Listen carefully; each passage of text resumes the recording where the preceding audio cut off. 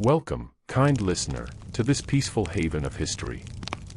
This is a place where stories flow like a gentle river, carrying us far away from the rush of the present. Whether you are lying in bed, eyes growing heavy, or sitting quietly as the evening settles, know that you are among friends here. If you'd like, share in the comments where you are listening from. I treasure the chance to see how history brings together people from every corner of the world. And if these calm journeys speak to you, go ahead and subscribe so our paths may cross again in the chapters to come. But for now, let the noise of today drift away, and join me as we wander softly into the mists of the past.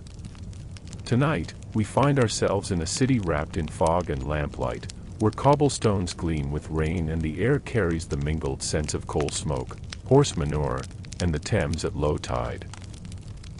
This is London in the Georgian era, that long century stretching from 1714 to 1830, when four King George ruled in succession and the city transformed from a sprawling medieval town into something approaching the modern metropolis we would recognize today. But our journey this evening takes us not to the grand drawing rooms of Mayfair or the glittering assemblies of the aristocracy, but rather to the shadows, to the quiet corners where pain seeks solace and where a dark amber liquid promises escape from the grinding wheel of existence. We are going to spend a night with someone history has largely forgotten, one of the countless souls who turned to laudanum, that tincture of opium dissolved in alcohol. Seeking relief from physical agony, from the weight of poverty, from the relentless machinery of Georgian life. This is not a tale of kings or battles, of great political movements or imperial expansion, though those currents flow around our story like the Thames flows past the city's heart. Instead, this is an intimate portrait, a character study if you will, of what it meant to be caught in the grip of addiction in an age that understood neither the chemistry of dependence nor possessed the vocabulary to name it as disease. Let us begin, then, as the autumn evening settles over London in the year 1795, when the city held perhaps 750,000 souls within its ancient boundaries and sprawling suburbs. The light is fading earlier now, the sun disappearing behind the perpetual haze of coal smoke that hangs over the rooftops like a second sky. In the better parts of town, lamplighters are making their rounds, igniting the oil lamps that cast pools of uncertain radiance on the pavement below. But in the district of Southwark, south of the river, where our story unfolds, the lighting is more sporadic, and whole streets remain in darkness once the sun has set. The room we enter is small, located on the third floor of a lodging house that leans slightly to the left, as if weary from bearing the weight of too many lives. The building stands in a narrow court off Borough High Street, close enough to London Bridge that on quiet nights you can hear the water rushing through the arches, though tonight the sound is drowned by rain drumming on roof tiles and the constant murmur of the city that never quite sleeps. The walls of the room are papered in a pattern that might once have depicted roses but has faded to an indeterminate brown, water-stained in the corners where the roof leaks during heavy weather. A small fireplace holds the dying embers of a coal fire, coal being cheaper than wood now, though it fills the room with acrid smoke when the chimney draws poorly, which is most of the time. Our companion for this evening is a man named Thomas Hadley, though that name is not the one he was born with, and by morning he may have trouble remembering it himself. He is perhaps 40 years old, though he looks older, his face bearing the weathered quality of someone who has known too many cold nights and too few proper meals. His clothes, while once respectable, show the signs of genteel poverty. The coat patched at the elbows, the shirt collar frayed, the breeches carefully mended in a way that suggests he still possesses some skill with a needle, or perhaps retains the memory of better days when such things mattered. Thomas sits in a wooden chair near the window, though there is little to see through the grimy glass except the dark outline of the building opposite and, occasionally, the moving light of a lantern as someone navigates the court below. In his lap rests a small brown bottle, no larger than a man's thumb, with a cork stopper and a label so worn that the apothecary's name is barely legible. This bottle contains laudanum, that tincture of opium that has become both his curse and his salvation, the thing that allows him to function and the thing that is slowly destroying him. To understand Thomas, we must first understand the world that created him, and to understand that world, we must step back and consider what laudanum meant in Georgian London, how it was perceived, how it was used, and how it came to be such an ordinary part of daily life that it could be purchased as easily as bread. Opium itself is ancient, its use stretching back to the earliest civilizations of Mesopotamia and Egypt, where the poppy was cultivated and its milky sap collected and dried into a resinous substance that could ease pain, induce sleep, and create visions. The word opium comes from the Greek opion, meaning poppy juice, and by the classical period its properties were well known to physicians throughout the Mediterranean world. The Roman physician Galen recommended it for a variety of ailments, and it was included in complex medicinal preparations throughout the medieval period. But laudanum, as Thomas knows it, was a more recent invention, popularized in the 16th century by the Swiss physician Paracelsus, who created a tincture by dissolving opium in alcohol, making it easier to administer and more consistent in its effects. The name itself comes from the Latin laudare, meaning to praise, which tells you something about how this preparation was regarded by those who first used it. By the 18th century, laudanum had become one of the most common medicines in the British pharmacopoeia, prescribed for everything from coughs and diarrhea to melancholy and women's complaints, whatever those might be on any given day. What made laudanum so popular was not simply its effectiveness. Though it was genuinely effective at relieving pain and inducing sleep, but its availability and affordability. Unlike many medicines, which required exotic ingredients or complex preparation, laudanum could be made by any apothecary with access to opium and spirits. The opium came primarily from Turkey and the Far East, arriving in British ports aboard merchant ships and distributed through established trade networks. It was not expensive, at least not in its raw form, and the finished tincture could be sold for pennies, making it accessible to all but the very poorest classes. In Thomas's London, you could purchase laudanum from apothecaries, certainly, but also from grocers, drapers, even street vendors who sold it alongside their other wares. There were no restrictions on its sale, no prescriptions required, no questions asked. If you had a few pence and a desire for relief from physical pain, from the ache of hunger, from the gnawing anxiety of poverty, from the sheer exhausting difficulty of existence in a city that showed little mercy to the weak, laudanum was there, waiting in its brown bottle, promising a few hours of peace. But I am getting ahead of our story. Let us return to Thomas in his room, as the evening deepens toward night and the city outside takes on its nocturnal character. He has not yet opened the bottle, though his hand rests upon it with a familiarity that speaks of long habit. He is waiting for something, though if you asked him what, he might not be able to articulate it. Perhaps he is waiting for the pain to become unbearable, for that is how he justifies it to himself, that he uses the laudanum for pain, which is true enough, though the pain he seeks to ease is as much of the spirit as of the body. Thomas's story, like so many stories, begins somewhere else, in a different time and place. He was born in Kent, in a village whose name we need not trouble ourselves with, the younger son of a moderately successful farmer who worked land that had been in the family for several generations.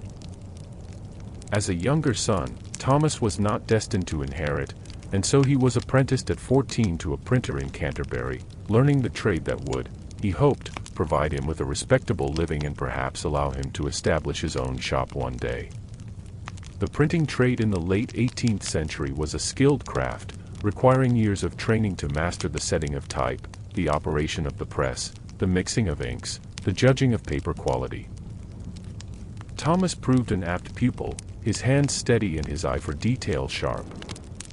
By the time he completed his apprenticeship at 21, he was a journeyman printer of considerable skill, capable of producing work that would satisfy even the most demanding clients. He found employment with a printer in London, in the district of Clerkenwell, where many of the city's printing houses clustered, drawn by the availability of skilled workers and the proximity to publishers and booksellers. For several years, Thomas prospered in a modest way. He married a young woman named Eleanor, the daughter of a haberdasher, and they took rooms in Shoreditch. A son was born, then a daughter. Thomas's wages were sufficient to keep them fed and clothed, with a little left over for the occasional luxury, a new dress for Eleanor, a toy for the children, a visit to Vauxhall Gardens on a summer evening when the lanterns were lit and the music played. These were not years of great happiness, perhaps, but they were years of stability, of a life being built brick by brick, with the reasonable expectation that steady work would lead to eventual comfort and security. But then came the accident. It happened on an ordinary Tuesday morning. Nothing about the day suggested catastrophe. Thomas was operating the press, pulling the lever that brought the heavy platen down onto the paper, when something slipped. Whether his hand was sweaty, whether he was distracted, whether the mechanism itself was faulty, no one could say afterward. His hand was caught between the platen and the bed of the press, crushed with tremendous force before he could pull it free. The pain was instantaneous and overwhelming, white-hot agony that made him scream so loudly that workers in nearby shops came running to see what had happened. The injury was severe. 3 fingers of his right hand were crushed beyond repair, the bones splintered, the flesh pulped. A surgeon was summoned, a barber surgeon, not one of the elite physicians who would never have come to such a place, and he did what he could, which was to amputate the ruined fingers, cutting through bone and flesh with a saw while Thomas bit down on a leather strap and 4 men held him down. There was no anesthetic beyond strong gin, for this was decades before ether or chloroform would make surgery something less than torture. The wound eventually healed, after a fashion, leaving Thomas with a right hand consisting of only his thumb and forefinger. But the physical healing was only part of the story. The pain did not end with the healing of the wound. Instead, it persisted, a constant ache punctuated by sharp, stabbing sensations that would strike without warning, leaving him gasping and unable to work.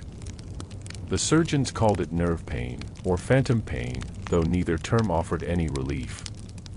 What they could offer was laudanum, that blessed tincture that, when taken in sufficient quantity, could dampen the pain to something bearable. At first, Thomas used the laudanum only when the pain was acute, a few drops in water, as the apothecary had instructed. But he soon discovered that the laudanum did more than ease physical pain. It also lifted the black mood that had settled over him since the accident, the despair that came from knowing his career as a printer was effectively over, that his ability to support his family was destroyed, that everything he had worked for was slipping away. The laudanum made the world softer, less sharp, less cruel. It allowed him to sleep without nightmares, to wake without the immediate crush of hopelessness. As the months passed, Thomas found he needed more frequent doses to achieve the same effect. Where once a few drops had been sufficient, now he needed a full spoonful, then 2, then more. The bottle that had lasted a week now lasted only days, then only hours. He was spending money on laudanum that should have gone to rent, to food, to coal for the fire. Eleanor began to notice, began to question, and the questions led to arguments, the arguments to recriminations, the recriminations to a growing distance between them. Thomas tried to work again, taking whatever jobs he could find that required only one good hand, hauling, carrying, sweeping. But the physical labor aggravated his pain, and he found himself taking laudanum before work, during work, after work, until he was moving through the days in a fog, not quite present, not quite absent. He lost job after job for unreliability, for showing up late or not at all, for falling asleep at his work. The money ran out. The rent went unpaid. They were evicted from their rooms in Shoreditch and moved to cheaper lodgings in Bethnal Green, then cheaper still in Southwark, each move taking them further from the respectable life they had known. Eleanor tried to hold the family together, taking in sewing, doing laundry for wealthier households, working herself to exhaustion to feed the children while her husband sank deeper into his dependence on the brown bottle. But there is only so much one person can do, only so much weight one person can carry. The son, now 9 years old, was sent to work in a factory, his childhood sacrificed to necessity. The daughter, 7, helped her mother with the washing, her small hands growing red and raw from the lye soap. The end, when it came, was both sudden and inevitable. Eleanor announced one evening that she was taking the children to her brother's house in Bristol, that she could no longer watch Thomas destroy himself, that she had to think of the children's welfare. Thomas, deep in a laudanum haze, barely registered her words. By morning they were gone, the rooms even emptier than before, and Thomas was alone with his pain and his bottle and the terrible clarity that sometimes comes in the spaces between doses, when the drug wears off and reality reasserts itself with cruel precision. That was 3 years ago. Thomas has not seen his wife or children since, does not know if they think of him, does not know if they are well. He has learned not to think about them, or at least to push those thoughts away, to drown them in the brown liquid that has become his only constant companion. He has moved several more times, always to cheaper lodgings, always to smaller rooms, until he arrived here, in this leaning house in Southwark, where the rent is paid weekly when he has money and where the landlady does not ask questions as long as she receives something. Thomas survives through a patchwork of expedients. He still does occasional work for printers, not operating the presses but performing tasks that require only basic literacy and one good hand, sorting type, cleaning equipment, running errands. The work is sporadic and poorly paid, but it provides just enough for a room and food and laudanum, though rarely all three at once. When work is scarce, he pawns things, a shirt, a pair of shoes, once a small silver pocket watch that had belonged to his father. The pawn shops in Southwark are numerous and unparticular, asking no questions about how a man came by what he wishes to sell. There is a whole economy of poverty that Thomas has learned to navigate, a hidden world that exists alongside the visible city of shops and markets and respectable commerce. There are gin shops where a penny will buy enough raw spirits to obliterate consciousness for several hours.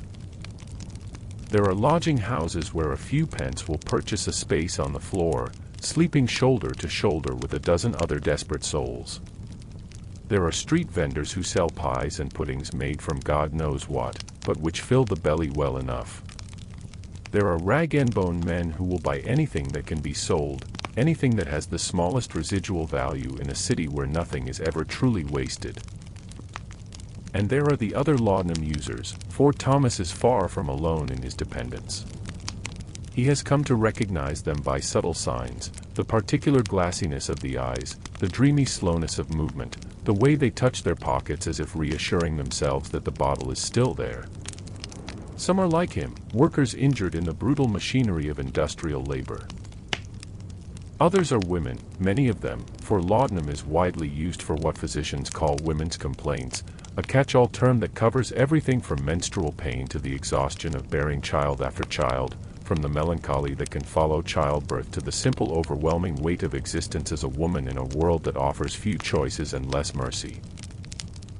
There are mothers who give laudanum to their infants to keep them quiet while they work, drops of Godfrey's cordial or Daffy's elixir, patent medicines that are nothing but laudanum under different names.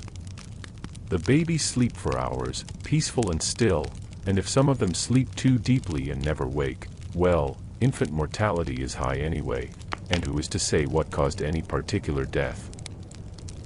There are older people, worn down by years of hard labor, seeking relief from the aches of bodies that have been used up by life.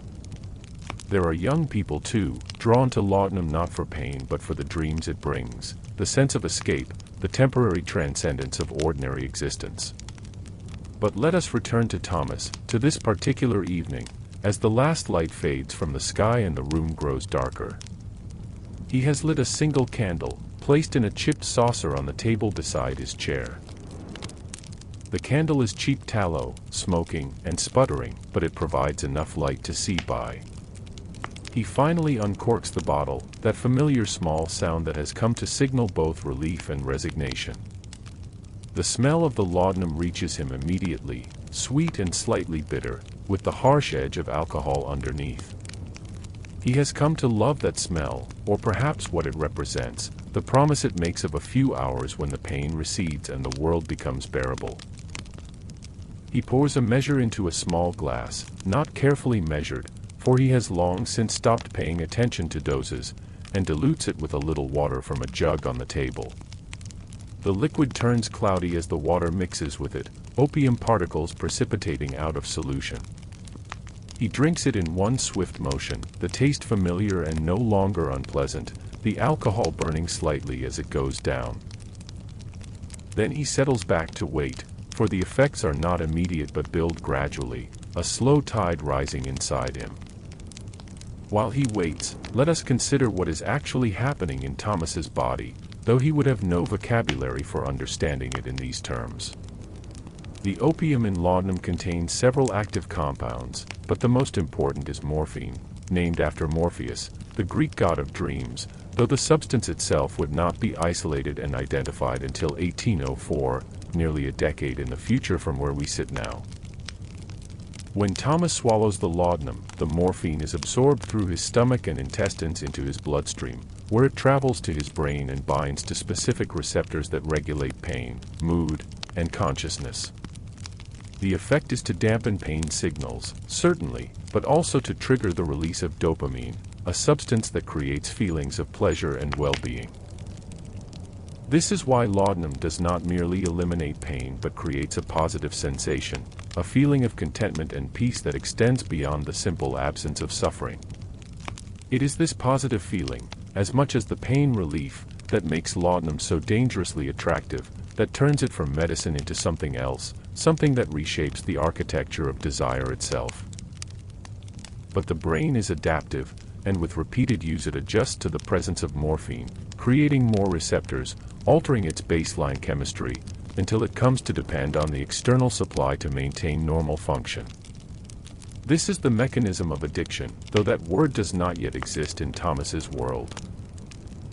The closest term is habitual use, but even that phrase does not capture the physiological reality of dependence, the way the body comes to need the drug as it needs food or water, the way withdrawal becomes not merely unpleasant but agonizing, a reversal of the drug's effects that can include pain, anxiety, nausea, chills, sweating, and a desperate craving that overrides all other considerations. Thomas knows only that he cannot stop, that when he tries to reduce his dose or go without, he becomes violently ill, that the pain returns with redoubled intensity, that the world becomes unbearable. He has tried, in moments of clarity and resolve, to break free. He has poured bottles down the drain, sworn oaths to himself, prayed to a God he is not sure he believes in. But the sickness always defeats him, and he always returns to the apothecary, to the brown bottle, to the temporary peace it provides. The drug is taking effect now. Thomas can feel it spreading through him like warmth, relaxing muscles that have been tense for so long he had forgotten what it felt like not to be clenched against pain. His breathing slows and deepens. The ache in his hand, never entirely absent, retreats to something distant and unimportant. The worries that have been circling in his mind, about money, about the rent due in 3 days, about what will happen to him when he is too old or too sick to work at all, these worries do not disappear exactly, but they lose their urgency, become abstract, problems that belong to some other version of himself. He closes his eyes and lets himself drift, not quite sleeping but not quite awake, existing in the twilight state that laudanum creates so reliably. Images float through his mind, memories that are not quite memories, dreams that are not quite dreams. He sees Eleanor as she was when they first met, young and laughing, her hair catching the light. He sees his children as infants, their faces perfect and unmarked by the hardships that would come. He sees his hand whole again, feels phantom fingers that no longer exist, remembers the satisfaction of work done well, of type set precisely, of pages printed clean and sharp. But these pleasant visions gradually give way to something darker, for laudanum does not always bring peace. Sometimes it brings visions that are unsettling, dreams that have the quality of revelation without revealing anything comprehensible. Thomas sees the room around him but distorted, the walls breathing like living things, the shadows in the corners deepening into pools of absolute darkness. He hears sounds. Footsteps in the hallway, voices that might be real or might be imagined, the crying of a baby that stops abruptly, as if cut off. He opens his eyes with effort, trying to ground himself in reality, but reality seems thin and uncertain. The candle has burned down significantly, suggesting that more time has passed than he thought, though he has no way to measure it accurately. The room is cold, the fire has gone out entirely, and his breath makes small clouds in the air. He should get up, add more coal to the fire, but the effort seems enormous, and besides, the cold is distant, something happening to someone else's body. This is one of the effects of laudanum that Thomas has learned to navigate. The way it disconnects mind from body, makes physical sensations seem remote and unimportant. It is why people on laudanum can endure cold that would otherwise be unbearable, can go without food for extended periods, can sleep on hard floors without complaint. The body still suffers, still experiences the damage being done to it, but the mind is insulated, protected by the drug's effects. Outside, the city continues its night rhythms. Southwark after dark is not a peaceful place. This is a district of theaters and bear-baiting arenas, of taverns and brothels, of markets that operate after sunset selling goods of questionable provenance. The noise filters up even to Thomas's third-floor room. Shouts and laughter, the clatter of hooves on cobblestones, occasional crashes that might be fights or might be something being broken or stolen. Once he hears a woman screaming, the sound cutting through the night with terrible clarity, but it stops before he can fully register it, and he tells himself it was probably nothing, probably just someone drunk or playing, though he does not quite believe this. The law in Southwark is a loose and flexible thing. The constables who patrol the streets are few and often corrupt, more interested in extracting bribes than enforcing order. The night watch, composed of elderly men armed with lanterns and rattles, are more symbolic than effective, easily avoided or intimidated. Real authority belongs to the various gangs and criminal organizations that divide the district among themselves, enforcing their own brutal codes and settling disputes with violence. A man alone, particularly a man weakened by laudanum, is vulnerable here, which is why Thomas rarely goes out after dark, why he makes sure his door is locked and a chair propped against it for additional security. Let us consider for a moment the broader context of addiction in Georgian London, for Thomas's situation, while individual in its details, is far from unique. The city in this period is in the grip of what historians would later call the gin craze, though that particular epidemic is beginning to wane by 1795, suppressed by a combination of taxation, regulation, and public outcry. At its height in the 1720s and 1730s, gin consumption had reached staggering levels. Some estimates suggest the average adult in London was consuming more than 2 gallons of pure alcohol per year, most of it in the form of cheap gin flavored with turpentine and sulfuric acid, sold from barrows and cellars and drunk in quantities that would kill a modern person and used to such intake.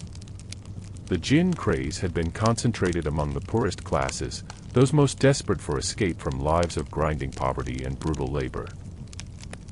William Hogarth's famous print Gin Lane depicted the hellish consequences, mothers dropping their babies, buildings collapsing, violence and madness and death, all surrounding a gin shop with the sardonic motto, drunk for a penny, dead drunk for tuppence, clean straw for nothing, the clean straw being what was provided to sleep off the effects.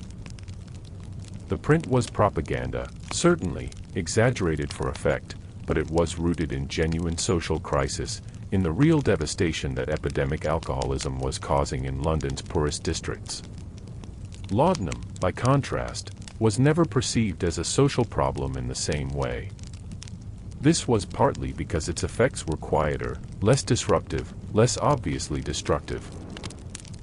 A person on laudanum might be drowsy and unproductive, but they were not violent, not disorderly, not causing the kind of public mayhem that gin drinkers created.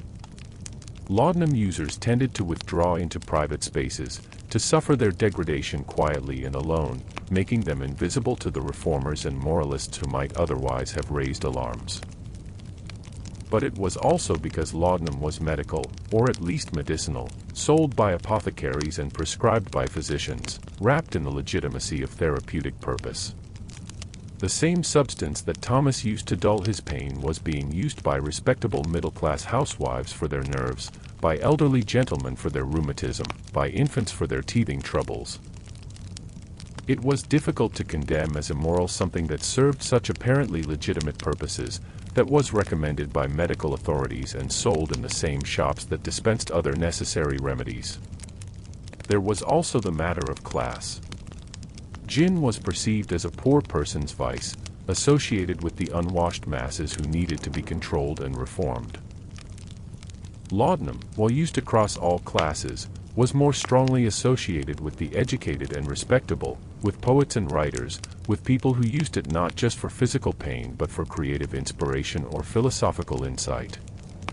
Thomas de Quincey would not publish his famous Confessions of an English Opium Eater until 1821, still decades in the future, but the patterns he would describe were already well established. The use of opium to heighten perception, to access states of consciousness not available to the sober mind, to explore what he would call the dark sublime. Samuel Taylor Coleridge, even now in 1795, is likely using laudanum, though his addiction will not become widely known for some years yet. His friend and fellow poet Robert Southey will later describe finding Coleridge in a state of laudanum intoxication, his mind brilliant and rapid but disconnected from practical reality, spinning elaborate theories and making grand promises that he will never fulfill. The pattern of Coleridge's life. The flashes of genius alternating with long periods of paralysis, the creative works begun but never finished, the promises made and broken, the gradual withdrawal from the world into private suffering. This pattern is already being shaped by his relationship with laudanum, though neither he nor anyone around him fully understands what is happening. But we are in danger of wandering too far from Thomas and his room in Southwark. Let us return to him as the night deepens toward its darkest hours, that period after midnight but before dawn when the city is as quiet as it ever gets, when even the revelers have gone home and only the truly desperate or truly dangerous remain on the streets. Thomas has taken a second dose of laudanum, unable to resist though he knows he should save some for tomorrow. The bottle is now half empty, which means he will need to find money for more within the next day or two, a problem that seems simultaneously urgent and impossibly distant. His mind is wandering now, following chains of association that make perfect sense in the moment but would be incomprehensible if he tried to explain them to anyone else. He is thinking about water, about the Thames that flows past the end of his street, that great brown river carrying everything the city discards downstream toward the sea. He worked briefly on the docks once, loading and unloading barges, until the pain in his hand made it impossible to continue. He remembers the smell of the river at low tide, the exposed mud banks gleaming and stinking, the debris left behind by the receding water. Broken pottery, dead cats, mysterious shapes wrapped in cloth that no one wanted to examine too closely. He remembers the watermen calling their fares, the wherries and barges navigating the strong current, the constant traffic between the north and south banks. The Thames in Thomas's time is both highway and sewer, lifeline and threat. It provides water for drinking, though only the foolhardy drink it without boiling, and even then it carries disease. It powers mills and industries along its banks. It is the reason London exists where it does, the lowest practical crossing point that is still far enough inland to be defensible. But it is also where the city disposes of its waste, not just the obvious sewage, though there is plenty of that, but also industrial effluent, dead animals, the overflow from graveyards, the runoff from slaughterhouses. People drown in the Thames with depressing regularity. Some fall in by accident, drunk or careless or simply unlucky. Others jump in deliberately, having reached the end of their ability to endure. The river patrol pulls out bodies regularly, deposits them at the morgue if they can be identified, or in paupers' graves if they cannot. Thomas has thought about the river sometimes, thought about how easy it would be to walk down to the bank one night, to keep walking until the water closed over his head, to let the current carry him away to wherever the drowned go. But he has never quite been able to do it, has always stopped himself with the thought that tomorrow might be better, that there might be work, that something might change. This is one of the cruelest aspects of addiction. It destroys hope without quite eliminating it, leaves just enough to keep you alive and suffering. If Thomas had no hope at all, he might find the courage to end things. If he had genuine hope, he might find the strength to change. But he exists in between, in a gray space where each day is survived but not lived, where the future is neither quite impossible nor quite imaginable.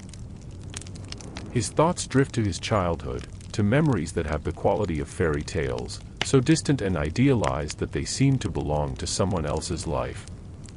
He remembers summer days in Kent, the smell of fresh-cut hay, the feeling of sun on his face as he ran through fields that seemed to stretch forever. He remembers his mother's voice singing while she worked, his father's hands guiding his own as he learned to milk a cow, his older brother teaching him to swim in a pond that reflected the sky like a mirror. Were these things real? They must have been, but they feel invented, too perfect to be true. He remembers the first time he saw London, arriving by coach at 17, the city appearing on the horizon as a smudge of smoke and then gradually revealing itself as an impossible complexity of buildings and people and noise and activity. He had been frightened and exhilarated in equal measure, overwhelmed by the scale of everything, by the sheer density of human life pressed together. He had thought then that he was coming to the city to make his fortune, or at least a living. He had not imagined ending up here, in this room, with this bottle, with everything he had hoped for turned to dust. The candle is guttering now, the flame flickering as it reaches the last of the wax. Soon it will go out entirely, and Thomas will be left in darkness. He should light another, but he has only 3 candles remaining, and he needs to make them last. So he sits in the dimming light, watching the shadows advance across the walls, feeling the laudanum carrying him further from shore. There is a knock at the door, sudden and startling. Thomas's heart races. Who would be knocking at this hour? Rent is not due yet. He has no friends who might visit. For a moment he considers not answering, pretending he is not here, but the knock comes again, more insistent. With effort, he rises from his chair, the movement making his head swim, and shuffles to the door. He does not remove the chair that blocks it but calls through the wood, "Who is it?" "It's Margaret, from downstairs." "Are you all right?" "I heard something fall." Thomas relaxes slightly. Margaret is a widow who occupies rooms on the floor below, a woman perhaps 10 years older than himself who has been kind to him on occasion, who has shared bread when she had some to spare, who has never judged him for his obvious dependency on laudanum, perhaps because she has her own troubles to manage. He moves the chair and opens the door a crack. Margaret stands in the hallway holding a candle, her face concerned in the wavering light. She is dressed in a nightgown with a shawl wrapped around her shoulders, her gray hair loose around her face. "I heard a crash," she says. "I thought perhaps you had fallen." Thomas realizes he must have knocked something over without noticing, perhaps the water jug, though he cannot remember. "I am well enough," he says, though his words are slightly slurred. "Thank you for your concern." She studies him for a moment, taking in his dilated pupils, the dreamy slowness of his movements. She knows what she is seeing, everyone in this building knows. "Have you eaten today?" she asks. Thomas tries to remember and cannot. Perhaps yesterday. Time has become fluid, difficult to track. "I am not hungry," he says, which is true. Laudanum suppresses appetite, one of the reasons he has become so thin. Margaret sighs. "I have some soup," she says.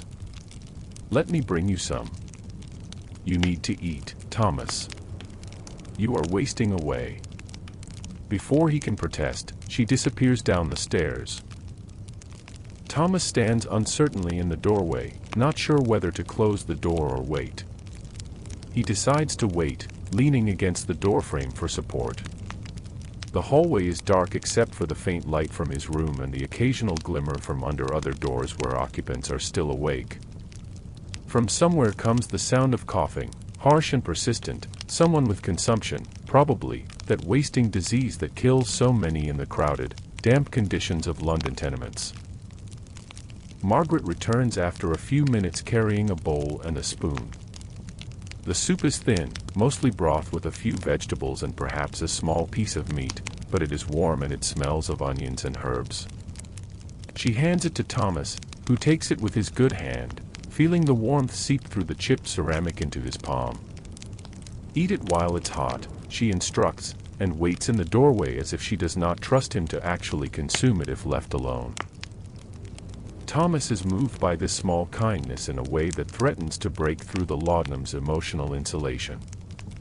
He raises the bowl to his lips and drinks, the warm liquid sliding down his throat, his stomach accepting it uncertainly, not sure how to respond to actual food after so long.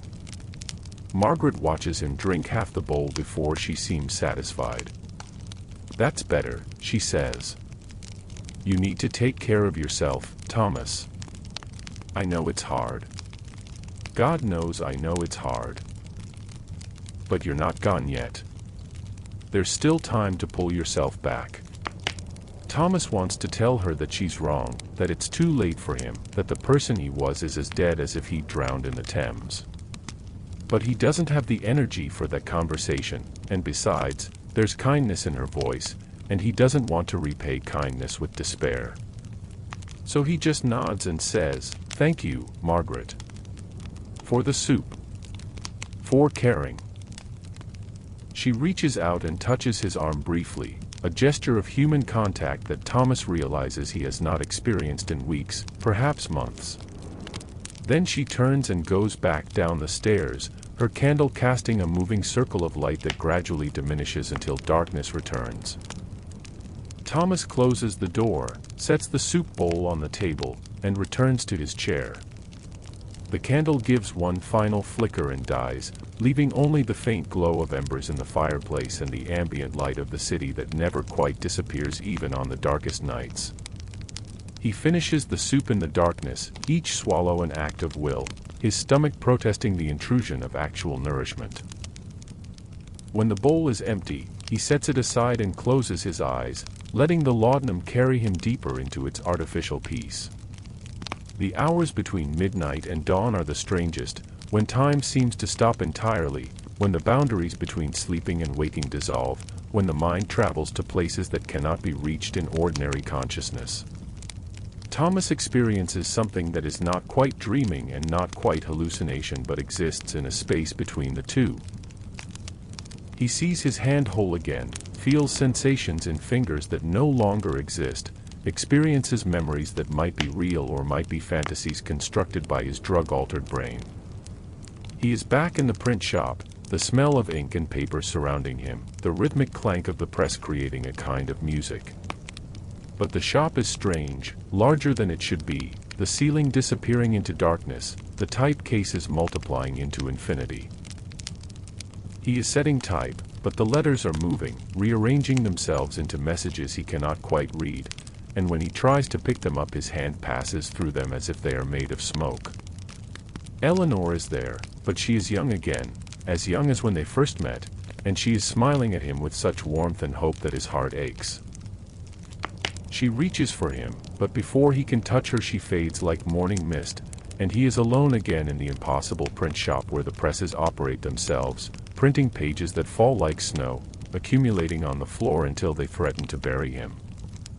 His children appear, but they are older than when he last saw them, almost grown, and they look at him with expressions he cannot decipher: pity, disappointment, forgiveness. He tries to speak to them, to explain, to apologize, but no sound comes from his mouth, and they turn away, walking into the distance until they are swallowed by the darkness that presses in from all sides. Then he is in Kent again, running through fields under a summer sky, but the landscape is wrong, twisted, the familiar made strange. The church where he was baptized has become enormous, its steeple reaching into the clouds, and when he enters through the door he finds himself not in a church but in an endless maze of corridors, each one looking like the hallway outside his current room, stretching away in all directions, every door identical, and behind each door he can hear voices calling his name. But when he opens them the rooms are empty except for shadows that move with their own volition. This is the territory that Laudanum opens, a landscape that exists only in the mind but feels more real than reality, where past and present merge, where the impossible becomes mundane and the mundane becomes strange. Thomas has learned to navigate these visions, to not resist them but to let them flow through him like water. Fighting them only makes them more frightening, more insistent. Acceptance is the only strategy that works, surrendering to the drug's logic until it releases him again into something approaching normal consciousness. Gradually, imperceptibly, the darkness begins to thin. Dawn is approaching, that slow lightening of the eastern sky that precedes sunrise. In London, dawn comes not with sudden brightness but with a gradual transformation from black to gray, the city emerging from night like something rising from the sea. The sounds change. The nocturnal noises of revelry and violence giving way to the early morning sounds of labor, of vendors setting up stalls, of apprentices opening shops, of water carriers and milk sellers beginning their rounds. Thomas surfaces from his laudanum visions like a diver coming up from depth, the transition marked by increasing awareness of his body, of the cold that has settled into the room, of the ache in his back from sitting in the chair all night, of the pain in his hand returning as the drug's effects diminish. The room is still dim but no longer completely dark, enough light filtering through the dirty window to reveal shapes and outlines. He is exhausted but not sleepy, a common effect of laudanum. It does not provide real rest, merely a suspension of consciousness that leaves the body drained. His mouth is dry, his head aching dully, his stomach uneasy. These are the early signs of withdrawal, his body beginning to demand more laudanum, the chemical dependency asserting itself with increasing urgency. He knows from experience that within a few hours the symptoms will intensify. Sweating, chills, cramps, a restlessness that makes it impossible to sit still, and underneath it all a gnawing anxiety that feels like dying. He looks at the bottle on the table, calculating. Perhaps enough for 2 more moderate doses, or 1 generous one. The choice between spreading out the relief or experiencing it more intensely now is a calculation he performs multiple times a day, an algebra of desperation that has no good solutions. If he takes more now, he will have less for later. If he rations carefully, he will suffer more acutely in the present. Either way, the problem of obtaining more remains, looming like a shadow over every decision. Thomas rises from the chair with effort, his joints stiff from sitting motionless for so many hours. He needs to urinate, a process complicated by the fact that the building has no indoor facilities and the chamber pot under his bed is nearly full. He relieves himself into the pot, then carries it carefully down 3 flights of stairs to empty it in the communal privy in the courtyard behind the building. This structure is a wooden shed built over a pit, serving all the residents of several surrounding buildings, and the smell even on a cold morning is overwhelming. By the time he climbs back up to his room, he is breathing heavily and the pain in his hand has intensified to a sharp, stabbing sensation that makes him gasp. This is partly genuine physical pain from the old injury, but it is also the hyperalgesia that comes with opioid dependence, the way the nervous system, adapted to constant suppression, becomes hypersensitive in the drug's absence, interpreting ordinary sensations as painful, amplifying any genuine discomfort into agony. He takes another dose of laudanum, knowing it is unwise, knowing he is shortening the time until he will need to find more, but unable to resist the body's demand for relief. The liquid goes down easily now, familiar as water, and he settles back to wait for its effects, for that blessed interval when pain recedes and existence becomes bearable. While he waits, let us consider what Thomas's day might hold, for even in his reduced circumstances, there is still a structure to life, still necessities that must be addressed. He needs food, though his appetite is minimal. He needs money, which means he needs work, though his capacity for labor is severely limited. He needs more laudanum, which requires either money or some item to pawn. These needs create a kind of daily quest that organizes his existence, gives it whatever shape and purpose it retains. If Thomas is fortunate, he might find a few hours of work at one of the printing establishments in the area, performing simple tasks that require minimal skill and only one good hand. The pay will be minimal, perhaps a shilling for a full day's work, more likely sixpence for a few hours. But it will be enough to buy bread and cheese and a small bottle of laudanum from the apothecary. If he is very fortunate, there might even be a penny or two left over to add to the small hoard he keeps hidden in a crack in the floorboards, a pathetic collection of coins that represents his only defense against absolute destitution. If work cannot be found, Thomas will need to pawn something. He has already sold or pawned most of his possessions, but there are still a few things left. A spare shirt, a pair of buckles from his shoes, perhaps the bowl that Margaret brought the soup in, though that would be a betrayal of her kindness and he would prefer not to.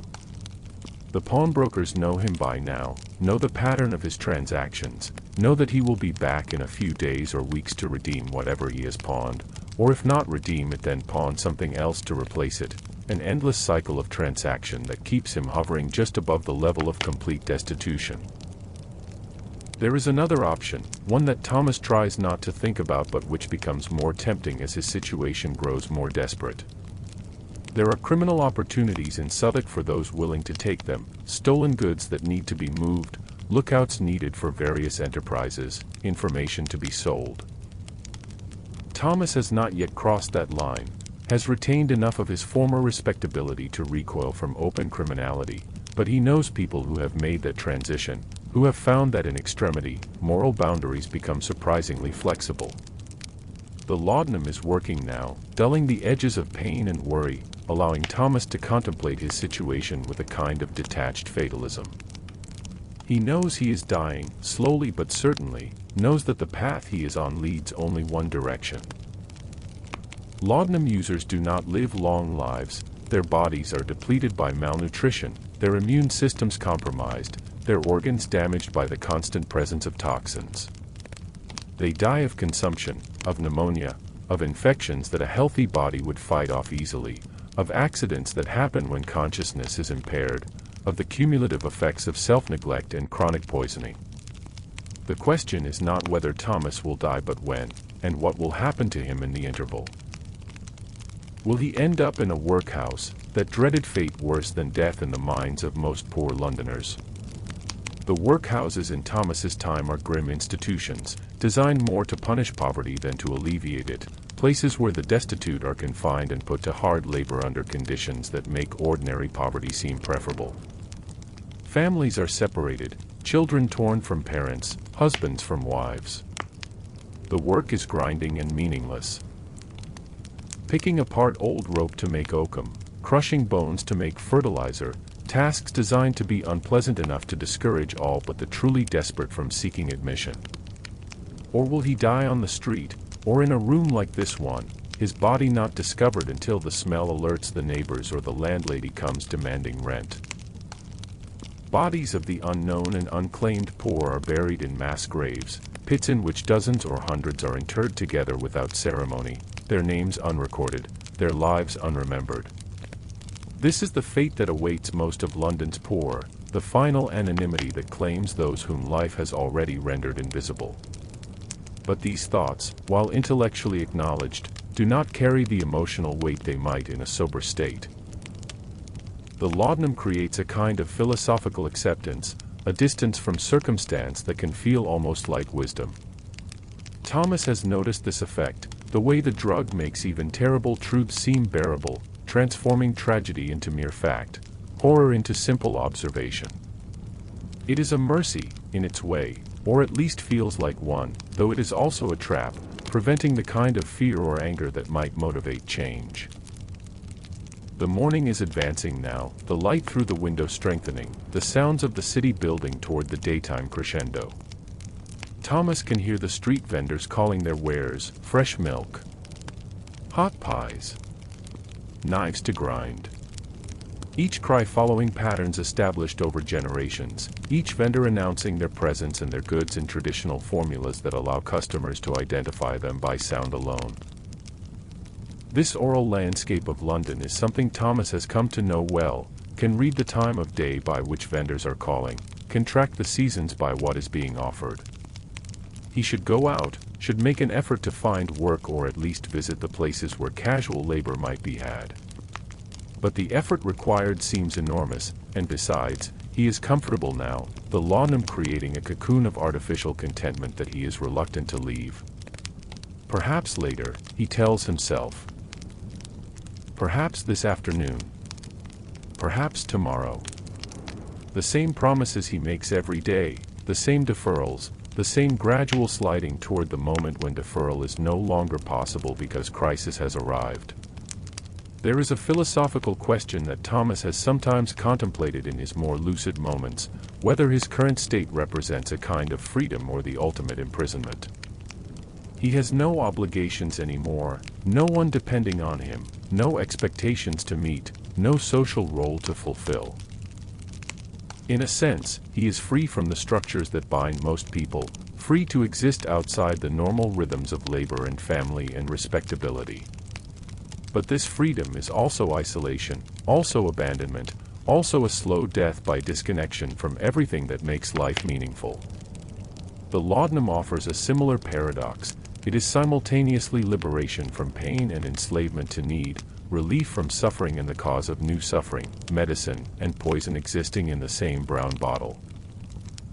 Thomas has come to see his addiction as a kind of relationship, perhaps the most intimate relationship he now has, a constant companion that is both necessary and destructive, that sustains him and kills him in the same gesture. Let us consider for a moment the economic structure that makes Thomas's addiction possible, for he is not alone in his dependence, and the trade in opium represents a significant commercial enterprise. The opium arrives in Britain primarily from Turkey and India, imported by the East India Company among others, traveling in the holds of ships alongside tea and silk and spices, another exotic commodity that the empire brings to its center. In India, the British are actively encouraging opium cultivation, seeing it as a profitable crop that can be sold both domestically and exported to China, where it will help balance the trade deficit created by British demand for Chinese tea. The economics of addiction are, from a merchant's perspective, quite attractive. Once a customer is dependent, they represent a reliable, recurring source of revenue, their demand inelastic and predictable. The apothecaries who sell laudanum are not evil men, for the most part, but neither are they particularly concerned with the welfare of their customers beyond what maintains the commercial relationship. They sell what there is demand for, and there is always demand for laudanum. The patent medicine industry, growing rapidly in Thomas's time, has recognized the commercial potential of opium-based preparations. Medicines with names like Godfrey's Cordial, Daffy's Elixir, Mother Bailey's Quieting Syrup, and Kendall Black Drop are nothing but laudanum under different names, marketed with extravagant claims about their curative properties, sold through networks of distributors and retailers that reach into every corner of Britain. The manufacturers of these preparations make fortunes, their success built on the accumulated suffering of people like Thomas. But to focus solely on the commercial exploitation would be to miss something important about the social function that laudanum serves. In a society where medical care is expensive and often ineffective, where pain relief is otherwise unavailable to most people, where the conditions of life create constant suffering, laudanum represents genuine mercy, however poisonous that mercy might ultimately prove. Thomas's addiction began with legitimate pain, real suffering that had no other remedy. To condemn him for seeking relief, or to condemn those who provided it, would be to impose a moral clarity that the situation does not support. The morning has fully arrived now, the city in full operation. From his window, Thomas can see a section of the street below, people passing in both directions, workers heading to their labor, housewives shopping for food, children running errands, beggars stationed at strategic corners, street vendors maneuvering their carts through the crowds.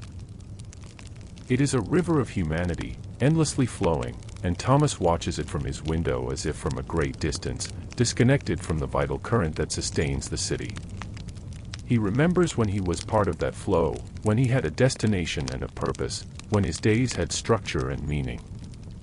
He remembers the satisfaction of work completed, of wages earned, of providing for his family, of contributing however modestly to the vast collective enterprise of the city.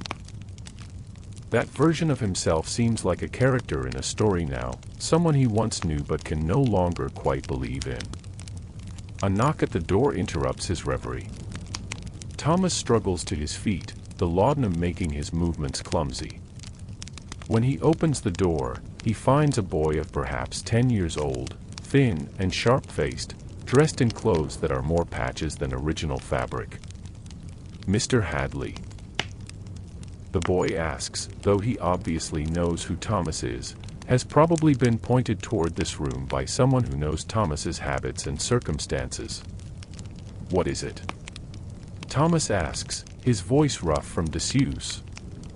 "Mr. Fletcher at the print works says if you want work today, come now. He's got sorting needs doing, a rush job." Thomas's heart lifts slightly at this news. Mr. Fletcher is one of the few employers who still occasionally offers him work, perhaps out of residual respect for Thomas's former skill, perhaps simply because he pays so little that he cannot find anyone else to do the most menial tasks. Either way, it represents an opportunity, a chance to earn enough to forestall the crisis of running out of laudanum. "Tell him I'll be there within the hour," Thomas says, and the boy nods and scampers off, no doubt to collect the penny he's been promised for delivering the message. Thomas closes the door and surveys himself, trying to assess his capacity for work. The laudanum has stabilized him for now, but he will need to take the last dose before going, to ensure he can function through several hours of labor. He takes stock of his appearance. His clothes are shabby but not actively dirty, his face unshaven but not quite a full beard, his general aspect that of a man who has known better days but has not yet completely given up.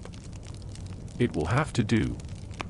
He drinks the remaining laudanum, all of it, knowing this is unwise but also knowing that without it he will not be able to work, and without work he will have no money for more.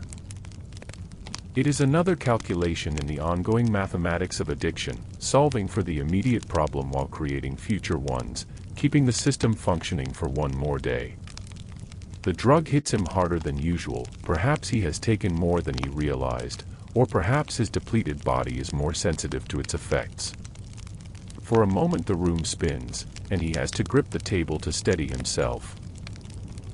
But the sensation passes, replaced by a warm certainty that he can do this, that the work will be manageable, that everything will somehow work out. Thomas makes his way down the stairs and out into the street, blinking in the brightness of full morning. The city assaults his senses after the dim quiet of his room, the noise of voices and vehicles, the smells of cooking food and human waste and smoke, the visual chaos of signs and people and buildings crowding together. He navigates through this sensory overload with the careful attention of someone who knows their perceptions are not quite reliable, keeping to the edges of the pavement, avoiding the fastest-moving currents of foot traffic. The walk to the print works takes perhaps 20 minutes, crossing from Southwark into Clerkenwell, from the rough district where he lives to the slightly more respectable area where workshops and manufactories cluster. With each step, Thomas is aware of the laudanum in his system, of the way it insulates him from discomfort but also from full alertness, of how it makes the world seem slightly dreamlike, edges softened, colors muted. The print shop is located in a narrow building squeezed between a cooper's workshop and a warehouse storing tea. Thomas has worked here intermittently for several years, knows the layout, knows Mr. Fletcher and the handful of other workers employed here. When he enters, the familiar smell of ink and paper triggers a complex mix of emotions: nostalgia for his former life, shame at what he has become, a kind of homesickness for a version of himself that no longer exists. Mr. Fletcher is a thin man with ink-stained fingers and spectacles that constantly slide down his nose. He looks up from the proof sheet he is examining and nods curtly at Thomas. "Hadley. There's 3 crates of type that came in yesterday, all mixed together. Need them sorted by font and size. You remember how?" Thomas nods. This is work he can do even in his current state. It requires attention to detail but not great physical strength, and his remaining fingers are sufficient for picking up individual pieces of type and placing them in the correct compartments of the type cases. "6 for the job if you finish by evening," Mr. Fletcher says. "And Hadley, you're steady today, yes? No mistakes? Type's expensive and I can't afford to have the wrong fonts mixed together." Thomas understands what is being asked. Are you sober enough to be trusted with this work? He nods again, hoping his confidence is justified. "I'm steady, Mr. Fletcher. You'll have no complaints." The work is set up for him in a corner of the shop, away from the operating presses where the regular printers are running off sheets of a religious pamphlet, the presses clanking rhythmically, creating a kind of industrial music that Thomas finds oddly soothing. He begins sorting the type, picking up each small piece of lead, examining it to determine its font and size, then placing it in the appropriate compartment. The work is meditative, requiring just enough attention to prevent his mind from wandering but not so much that it becomes stressful. His fingers remember the task even if his mind is foggy, and soon he falls into a rhythm: pick up, examine, place, repeat. The laudanum makes time pass strangely, sometimes seeming to accelerate so that he looks up and is surprised to find an hour has passed, sometimes seeming to slow so that each minute feels like 10. The other workers largely ignore him, which suits Thomas fine. He knows what they think of him, has seen the mixture of pity and contempt in their eyes, has overheard their conversations about how far he has fallen. He was once better than most of them, a more skilled printer with a brighter future, and perhaps that makes his current state more disturbing to contemplate. If it could happen to him, it could happen to anyone. Around midday, work in the shop pauses for a meal break. Most of the workers produce bread and cheese from their pockets, purchased that morning or carried from home. Thomas has brought nothing, his last real meal being the soup Margaret brought him the night before. One of the younger apprentices, a boy named Billy, notices Thomas's empty hands and wordlessly offers him a hunk of bread. Thomas takes it with gratitude, the small kindness affecting him more than it should, tears prickling at his eyes in a way that embarrasses him. He eats the bread slowly, trying to make it last, aware that his stomach has shrunk to the point where even this small amount of food feels like too much. The laudanum suppresses appetite so effectively that Thomas sometimes goes days without eating anything substantial, surviving on the drug itself, on water, on whatever scraps come his way. His body has consumed itself, muscle and fat melting away, leaving him gaunt and hollow-cheeked, looking older than his years. The afternoon passes much like the morning, the rhythmic work of sorting type, the background noise of the presses, the gradual accumulation of pieces in their proper places. But as the hours wear on, Thomas begins to feel the laudanum wearing off, its effects diminishing with a cruelty that seems almost deliberate. The pain in his hand returns first, a dull ache building toward sharper stabs. Then come the other symptoms. A creeping restlessness that makes it difficult to sit still, a coldness that no amount of proximity to the workshop's heating stove can relieve, a growing anxiety that feels like impending doom. He tries to work faster, to finish the job before the withdrawal becomes too severe, but his hands are beginning to shake, making the fine motor control required for sorting type increasingly difficult. He drops pieces, fumbles them, has to pick them up again, losing time, losing efficiency. Sweat breaks out on his forehead despite the coldness he feels, and his clothes become damp and clammy against his skin. Mr. Fletcher, making his rounds of the shop, stops beside Thomas and observes him for a moment. Thomas can feel the scrutiny, knows what the printer is seeing, the trembling hands, the pale face, the obvious signs of withdrawal. He expects to be dismissed, to have the job taken from him incomplete, to lose even the sixpence he has been working toward all day. But Mr. Fletcher surprises him. "Nearly done?" he asks, his voice neutral. Thomas nods, not trusting his voice to remain steady. "Another hour, perhaps." "Finish it properly, Hadley. I'm counting on you." And then Mr. Fletcher moves on, leaving Thomas alone with his task and his symptoms. It takes all of Thomas's remaining discipline to complete the work. His hands are shaking so badly now that he has to use both of them to pick up each piece of type, has to verify multiple times that he is placing it in the correct compartment. The pain has spread from his injured hand up his arm and into his shoulder, a burning, electric sensation that makes him want to cry out. His stomach cramps, his nose runs, his eyes water. Every symptom of withdrawal is asserting itself with increasing intensity. But he persists, driven by need and something that might be pride, or might just be stubbornness.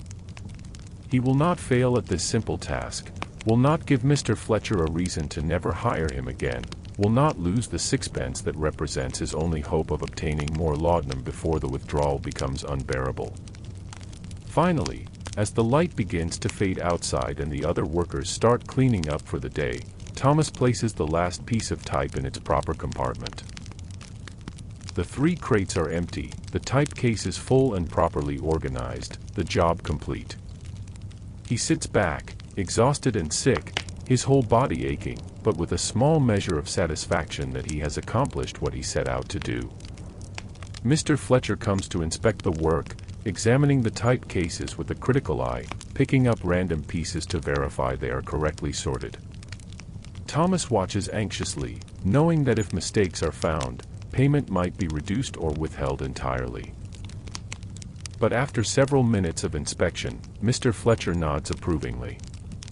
"Good work, Hadley. That's exactly what I needed." He reaches into his pocket and produces 6 small coins, 6pence, the agreed-upon payment. Thomas takes them with trembling hands, the metal cool against his palm, more valuable to him at this moment than gold. "Thank you, Mr. Fletcher. If you need such work done again, I'll send for you if I do," the printer says, which is as close to a promise as Thomas can expect. Then, after a moment's hesitation, Mr. Fletcher adds in a lower voice, "Take care of yourself, Hadley. You were a good printer once. Still could be, if..." He trails off, leaving the sentence unfinished, the unspoken, "if you stopped using laudanum," hanging in the air between them. Thomas nods, not knowing what to say, knowing that promises would be meaningless, that Mr. Fletcher has seen too many men like him to believe in redemption stories. He pockets the coins and leaves the shop, stepping out into the evening street where the lamplighters are making their rounds and the character of the city is changing from day to night. The 6pence will buy him a fair-sized bottle of laudanum from the apothecary, enough for perhaps 3 days if he is careful, longer if he can tolerate smaller doses. It will also buy him food, though Thomas knows from experience that when faced with the choice, he will prioritize the laudanum. Food is optional, the drug is not. His body has made that calculation for him, has reordered his needs according to its own chemical imperatives. The nearest apothecary is several streets away, and Thomas walks quickly despite his exhaustion and discomfort, driven by the urgency of his need. The shop is still open, light visible through its windows, the colored glass jars in the display catching and refracting the lamplight into small jeweled gleams. A bell above the door chimes as Thomas enters, announcing his arrival. The apothecary is an elderly man named Mr. Weston, who has sold Thomas laudanum many times before. He looks up from the mortar where he is grinding something with a pestle, recognizes Thomas, and his expression shifts to one of professional neutrality. He knows what Thomas wants, there is no need for pretense. The usual, Mr. Hadley. Yes, please. A 2-ounce bottle. Mr. Weston reaches for a bottle on the shelf behind him, one of many identical brown bottles, and places it on the counter. 5 pence. Thomas counts out 5 of his coins, leaving him with only a penny. The arithmetic of poverty is brutal, most of his day's wages gone in a single purchase, not even enough remaining to buy a proper meal. But the alternative, to not purchase the laudanum, to face the full intensity of withdrawal, is unthinkable. He takes the bottle and leaves quickly, not wanting to linger, not wanting to see his reflection in the shop's mirror, not wanting Mr. Weston's knowing eyes on him any longer than necessary. Once outside, he has to resist the urge to drink from the bottle immediately, right there on the street. But even in his desperation, some residual sense of propriety restrains him. He will wait until he is back in his room, will maintain at least that much dignity. The walk back to Southwark seems longer than the walk out, his body growing heavier with each step, the withdrawal symptoms intensifying now that relief is close at hand. His mind plays tricks on him, suggesting that he could drink just a little now, just enough to take the edge off, no one would see in the darkness of the street. But he resists, knowing that once he starts he will not stop at a little, will drink it all and then have nothing for tomorrow. By the time he reaches his lodging house and climbs the 3 flights of stairs to his room, Thomas is barely functional, his whole body in revolt, every system demanding the drug it has come to depend on. He fumbles with the key, drops it, picks it up, finally manages to unlock the door and stumble inside. The room is dark and cold, exactly as he left it hours ago, but it represents safety, privacy, a place where he can stop performing normalcy and simply surrender to his need. He does not bother with a candle or with the fire. He simply uncorks the bottle with shaking hands and drinks deeply, taking far more than he should, the taste bitter and familiar and wonderful. The relief is not immediate, but within minutes he can feel the drug beginning to work, the symptoms beginning to recede like a tide going out. The pain in his hand diminishes from agony to discomfort to background noise. The cramps in his stomach ease. The terrible restlessness that has been driving him all afternoon begins to drain away, replaced by the familiar lassitude, the warm heaviness that signals the drug taking hold. Thomas sinks into his chair, the bottle still in his hand, and closes his eyes. He has survived another day, has obtained enough laudanum to survive several more, has managed to maintain the precarious balance that keeps him from complete collapse. Whether this represents success or failure, victory or defeat, is a question he no longer has the energy to contemplate. Outside, the city continues its endless rhythm, indifferent to the small dramas being played out in thousands of rooms like this one, where people struggle with their particular forms of suffering, their private hells, their individual methods of endurance and escape. London in 1795 is home to perhaps 750,000 such stories, each one unique in its details but similar in its essence, the attempt to survive, to find meaning or at least distraction, to make it through one more day and then another, until the days run out and the story ends. Let us leave Thomas for a moment and consider the broader landscape of suffering and relief in Georgian London, for his story, while individual, is also representative of larger patterns. The city in this period is experiencing the early stages of industrialization, that transformation of labor and life that will define the 19th century. New machines are being invented, new methods of production developed, new forms of work created that will eventually change everything about how human beings live and labor. But this transformation comes at enormous human cost. The factories and workshops that are beginning to multiply around London's periphery are dangerous places, filled with unguarded machinery, poor lighting, inadequate ventilation, no safety regulations. Workers are injured constantly, crushed, burned, mutilated, and there is no compensation, no insurance, no social support for those who can no longer work. A man like Thomas, once injured, is simply discarded, expected to fend for himself or starve, the system indifferent to his fate. In this context, laudanum represents one of the few available forms of relief, a way to manage pain and continue functioning, at least for a while. The fact that it creates its own problems, that it transforms temporary relief into permanent dependency, is not something most users understand until it is too late. The mechanisms of addiction are invisible, the progressive increase in tolerance and dependence happening gradually enough that each step seems reasonable, each increase in dosage a natural response to diminishing effects. The medical profession in Thomas's time has little understanding of addiction as we would define it. They recognize that habitual use of opium creates dependency, that stopping suddenly causes severe illness, but they attribute this to the body having become accustomed to the medicine rather than to any fundamental alteration of brain chemistry. The prevailing theory is moral, that people who cannot control their use of laudanum suffer from weakness of character, lack of will, insufficient moral fiber. This moral interpretation has devastating consequences for people like Thomas. It means that his suffering is seen as self-inflicted, his addiction as a personal failing rather than a medical condition. There is no treatment available, no path to recovery except individual willpower, which is precisely what addiction undermines. The result is a kind of circular trap.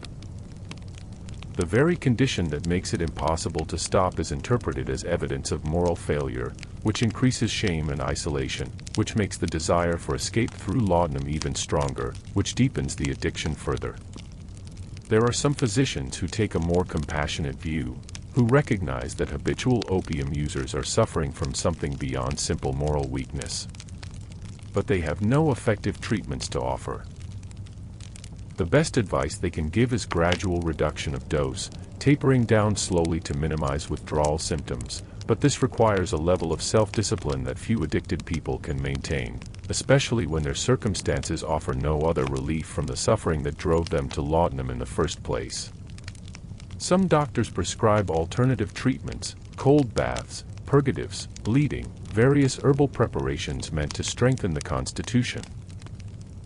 But these are generally ineffective and sometimes make matters worse. The withdrawal from opium is genuinely dangerous, capable of causing seizures, cardiovascular collapse, even death in severe cases, particularly in people whose overall health is already compromised. Thomas's instinct to avoid withdrawal is not merely psychological, it is a reasonable response to a genuine physical threat. Let us return to Thomas as the evening deepens into night. The large dose of laudanum he took upon returning home has carried him into that familiar state of suspended consciousness, not quite asleep but far from fully awake. He is dimly aware of sounds from the building around him, footsteps on the stairs, voices through thin walls, a baby crying somewhere below until it is suddenly silenced, probably by a few drops of one of the soothing syrups that are given so freely to infants in this era. His mind drifts through memories and half-dreams, unable to distinguish between them. He remembers, or dreams he remembers, a summer evening years ago, when he and Eleanor took the children to watch the fireworks at Vauxhall Gardens. The admission had been expensive, a rare extravagance, but the children's delight had made it worthwhile. He can see his daughter's face lit by the colored explosions in the sky, can hear his son's excited shouts, can feel Eleanor's hand in his as they walk through the illuminated pathways between the trees. But the memory transforms, becomes strange. The fireworks multiply until the whole sky is ablaze, the colors too bright, painful to look at. The crowds around him have faces that shift and blur when he tries to focus on them. Eleanor's hand in his becomes skeletal, her flesh melting away until he is holding bones. The children's laughter turns to screaming, and when he looks down they have become small and strange, their features rearranged into expressions he cannot read. He jerks awake, or thinks he does, perhaps he was never quite asleep, to find the room in complete darkness. The fire has been dead for hours, and the temperature has dropped to the point where he can see his breath forming clouds in the air. He should get up, should light a candle, should do something to make the room more habitable, but the effort required seems enormous, and besides, the laudanum has him in its grip, making movement seem impossible. Instead, he pulls his coat more tightly around himself and tries to sink back into the drug's embrace, seeking the oblivion it promises. But something has changed. Whether he has taken too much or his body has reached some critical threshold, the laudanum is no longer producing simple peace. His mind is active, racing along strange channels, connecting thoughts in ways that seem profound in the moment but which he knows, with some still functioning part of his rational mind, are meaningless. He thinks about the nature of time, about how it has become elastic and unreliable, stretching and compressing unpredictably.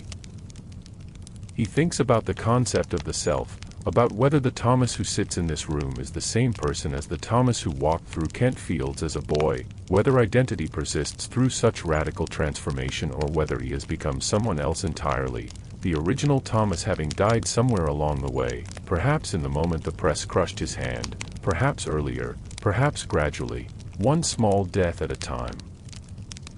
He thinks about London, about the city as a living organism with the Thames as its arterial blood, the streets its veins and capillaries, the people its cells, each one necessary to the functioning of the whole even if individually insignificant. He thinks about how he has become a toxin in this organism, a cell that has ceased to contribute and now merely consumes, drawing resources without giving anything back, a kind of cancer in the body of the city. These thoughts are not original. Opium users often report similar experiences of metaphysical contemplation, the sense that profound truths are being revealed even as the ability to articulate or remember them slips away. Thomas de Quincey will later write extensively about these aspects of opium experience, describing the drug's ability to unlock what he calls the dark sublime, visions and insights that seem to offer access to deeper realities but which ultimately lead nowhere, revealing nothing that can be brought back and used in the daylight world of ordinary consciousness. The night wears on. Thomas exists in a timeless space, neither properly asleep nor properly awake, his consciousness reduced to a kind of baseline awareness that registers sensations without really processing them. Cold. Darkness. The distant sounds of the city. The pressure of the chair against his body. The slow rhythm of breath and heartbeat. Nothing more. He has become a kind of ghost, barely present in the world, barely present even to himself. Somewhere in the darkest hours before dawn, Thomas becomes aware of another presence in the room. He opens his eyes, or were they already open, and sees a figure sitting in the corner, barely visible in the darkness. His heart races with sudden fear. Has someone broken in? Is he about to be robbed? Murdered? But as his eyes adjust, or as the figure becomes clearer, he cannot tell which, he realizes he knows who it is. It is himself, or rather, another version of himself. The younger Thomas, the one who still had both hands, who still had hope, who still believed that hard work and decent character would be enough to ensure a good life. This Thomas is dressed in the neat clothes of a working printer, his face unmarked by suffering, his eyes clear and alert.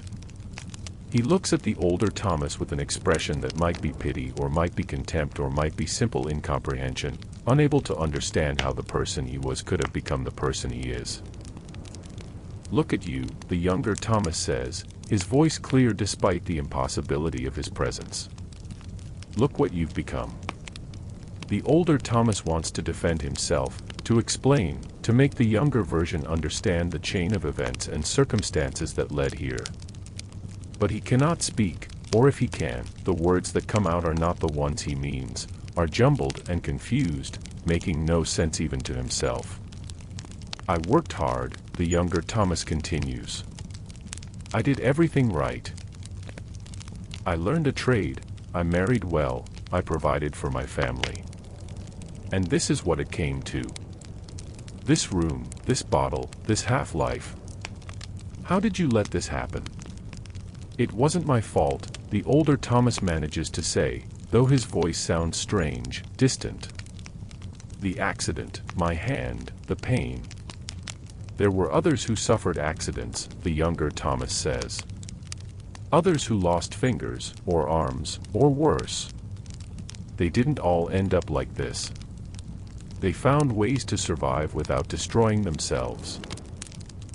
You don't understand. The pain was unbearable. So you traded one pain for another. Physical suffering for this slow suicide. Was it worth it? Are you better off now?" The older Thomas has no answer. The question hangs in the air, unanswerable because the answer is so obviously no, but also unanswerable because the alternative, enduring the pain without relief, had seemed equally impossible. There was no good choice, only a choice between different forms of suffering, and he had chosen this one, and now it was too late to choose differently. "Eleanor," the younger Thomas says. "The children. You had a family who needed you, who loved you, and you abandoned them for this." He gestures at the brown bottle on the table. "I didn't abandon them. She left me.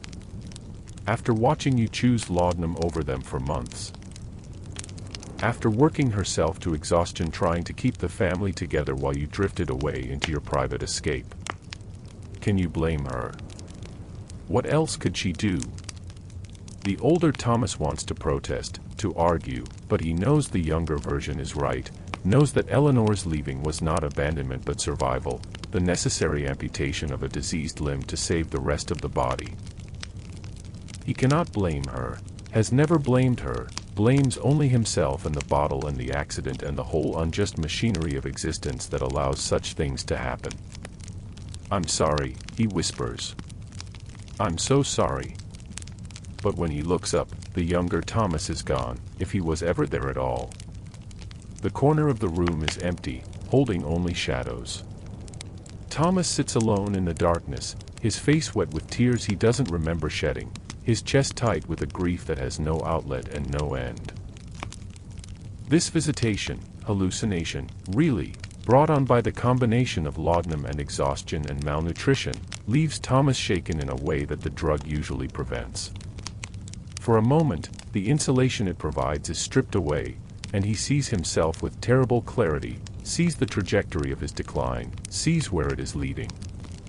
He sees his future. More days like this one, more nights of cold and hunger and desperate need, a gradual diminishment until there is nothing left, until he becomes one of those corpses pulled from the Thames or found dead in an alley, anonymous and unmourned. The vision is unbearable. Thomas reaches for the bottle again, drinks more even though he has already taken too much, drinks to obliterate the clarity, to restore the comfortable fog that makes existence tolerable. The drug complies, gradually wrapping him in its familiar numbness, pushing the painful thoughts back down into darkness where they belong. As dawn approaches, Thomas finally slides into something like genuine sleep, though it is a sleep troubled by dreams that he will not remember upon waking. His body slumps in the chair, his breathing shallow, his face pale in the growing light. He looks like a corpse already, like one of the memorial sculptures in Westminster Abbey, a marble figure frozen in an attitude of repose that resembles death more than sleep. But he is not dead, not yet. His heart continues its steady beating, his lungs continue their rhythmic expansion and contraction, the processes of life continuing despite everything, despite his best efforts to destroy himself through negligence and poison. The body wants to live, even when the mind has given up, even when survival seems more curse than blessing. The morning comes again, indifferent and inevitable. Light seeps through the grimy window, gradually filling the room, revealing its poverty and squalor. Thomas stirs as the sunlight reaches his face, groans, tries to sink back into unconsciousness but finds it has released him.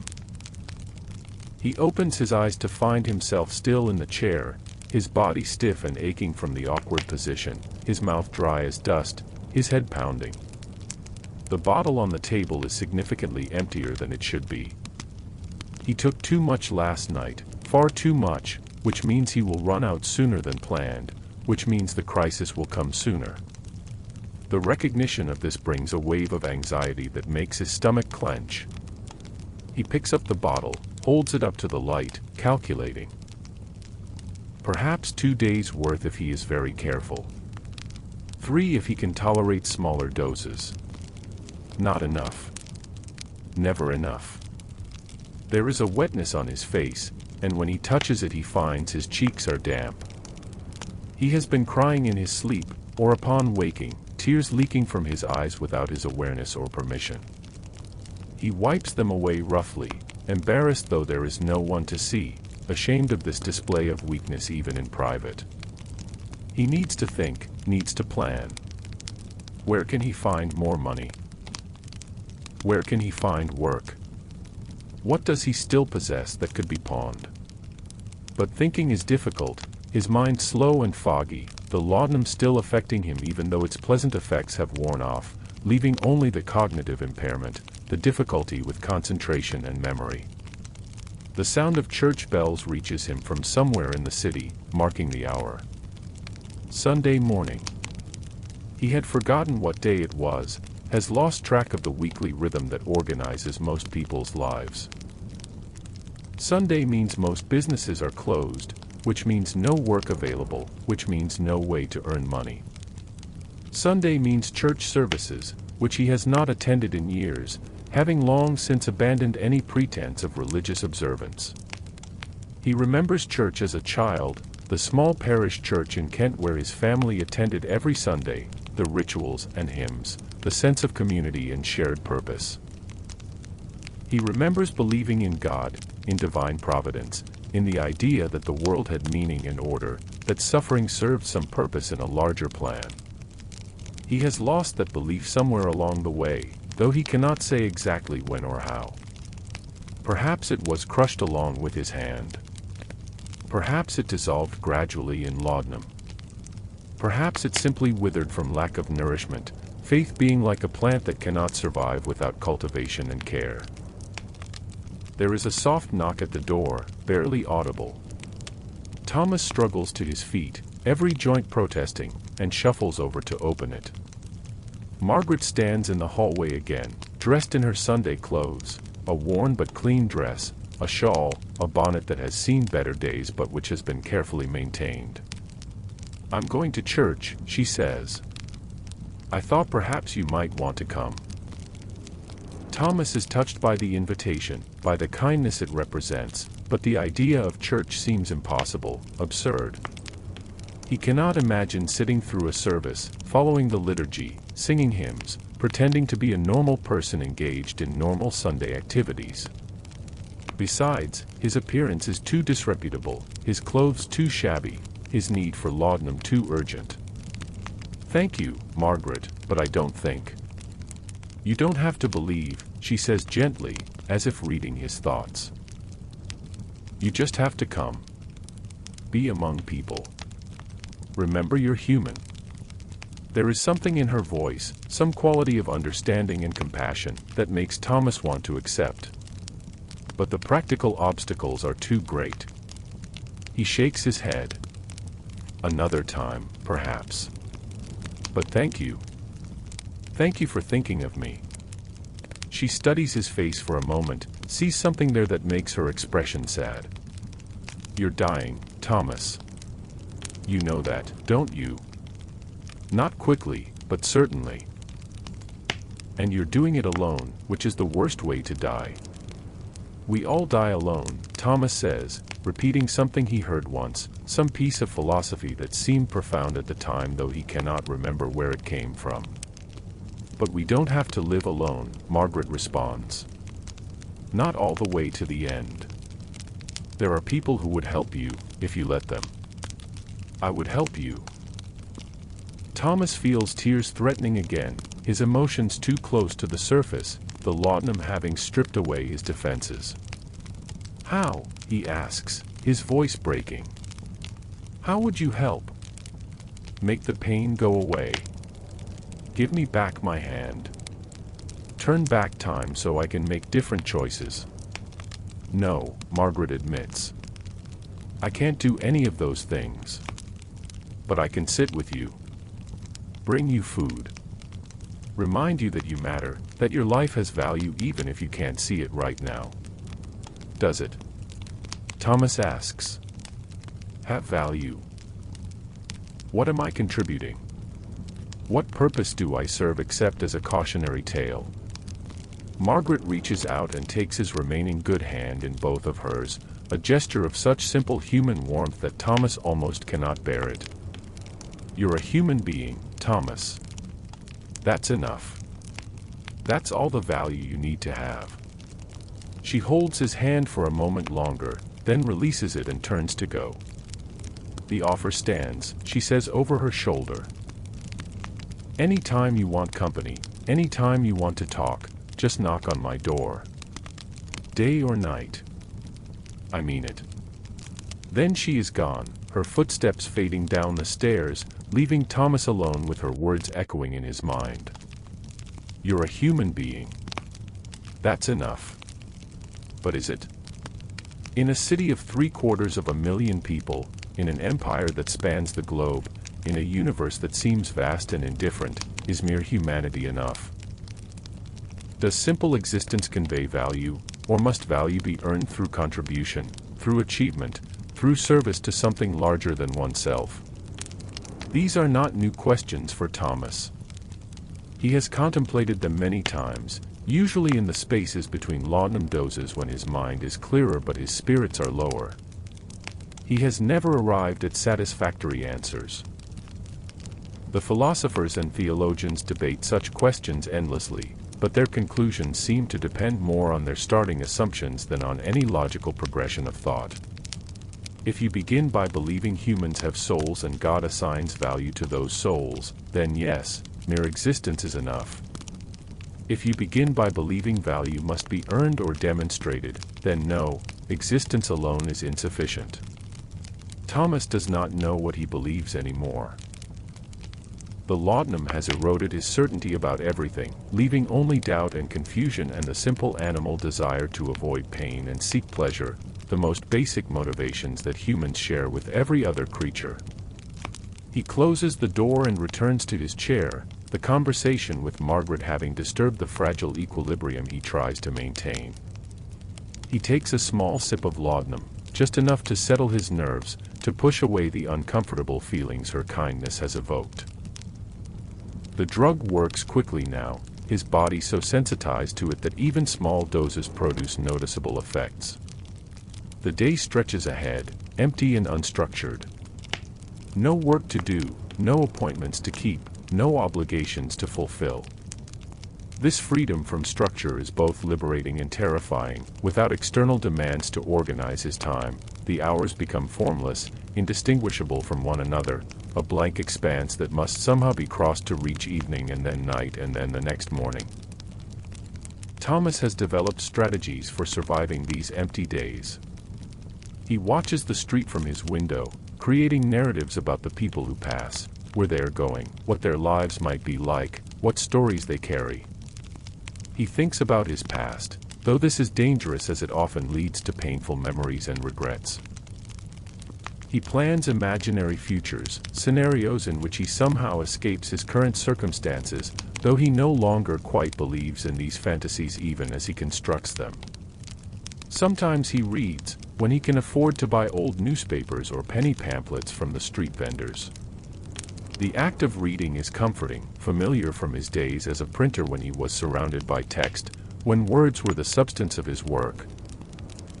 But lately he has found it increasingly difficult to concentrate on reading, the laudanum making it hard to follow complex sentences or remember from one paragraph to the next what has been said.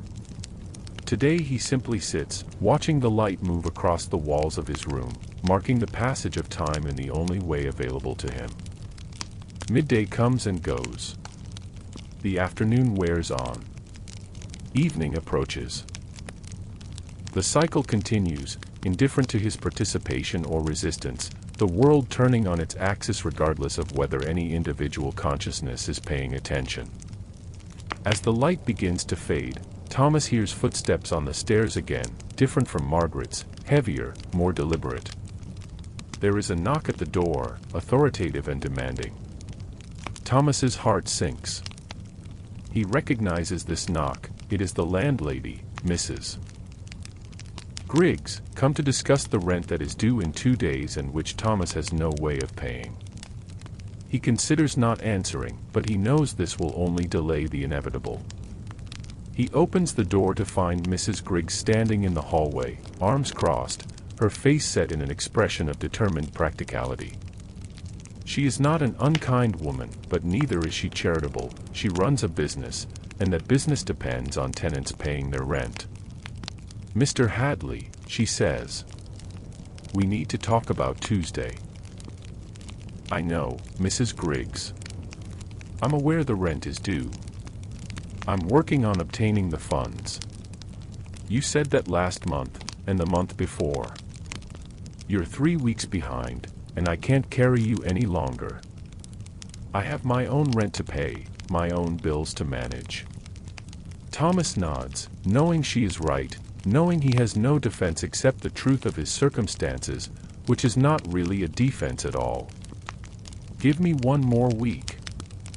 I'll find work. I'll get you the money." Mrs. Griggs sighs. "Thomas, I like you well enough. You're quiet, you don't cause trouble. But I can't run a lodging house on promises. If I let you slide, everyone else will want the same consideration. I have to be fair. 1 week, Thomas pleads. That's all I ask. 1 more chance." She studies him for a long moment, and he can see the calculation in her eyes. Is it worth the risk to extend him more time, or is it better to cut losses now and find a new tenant who will pay reliably? Finally, she shakes her head. "I'm sorry, Thomas. I truly am. But I need you out by the end of the week. If you can pay what you owe by then, we can discuss you staying. If not, you'll need to find somewhere else." The end of the week. 5 days. Thomas nods, unable to speak, unable to protest, knowing that argument is useless. Mrs. Griggs gives him one last look. Is it sympathy? Pity? And then turns and descends the stairs, leaving him standing in the doorway facing the prospect of homelessness. He closes the door and leans against it, his mind racing. Where will he go? What will he do?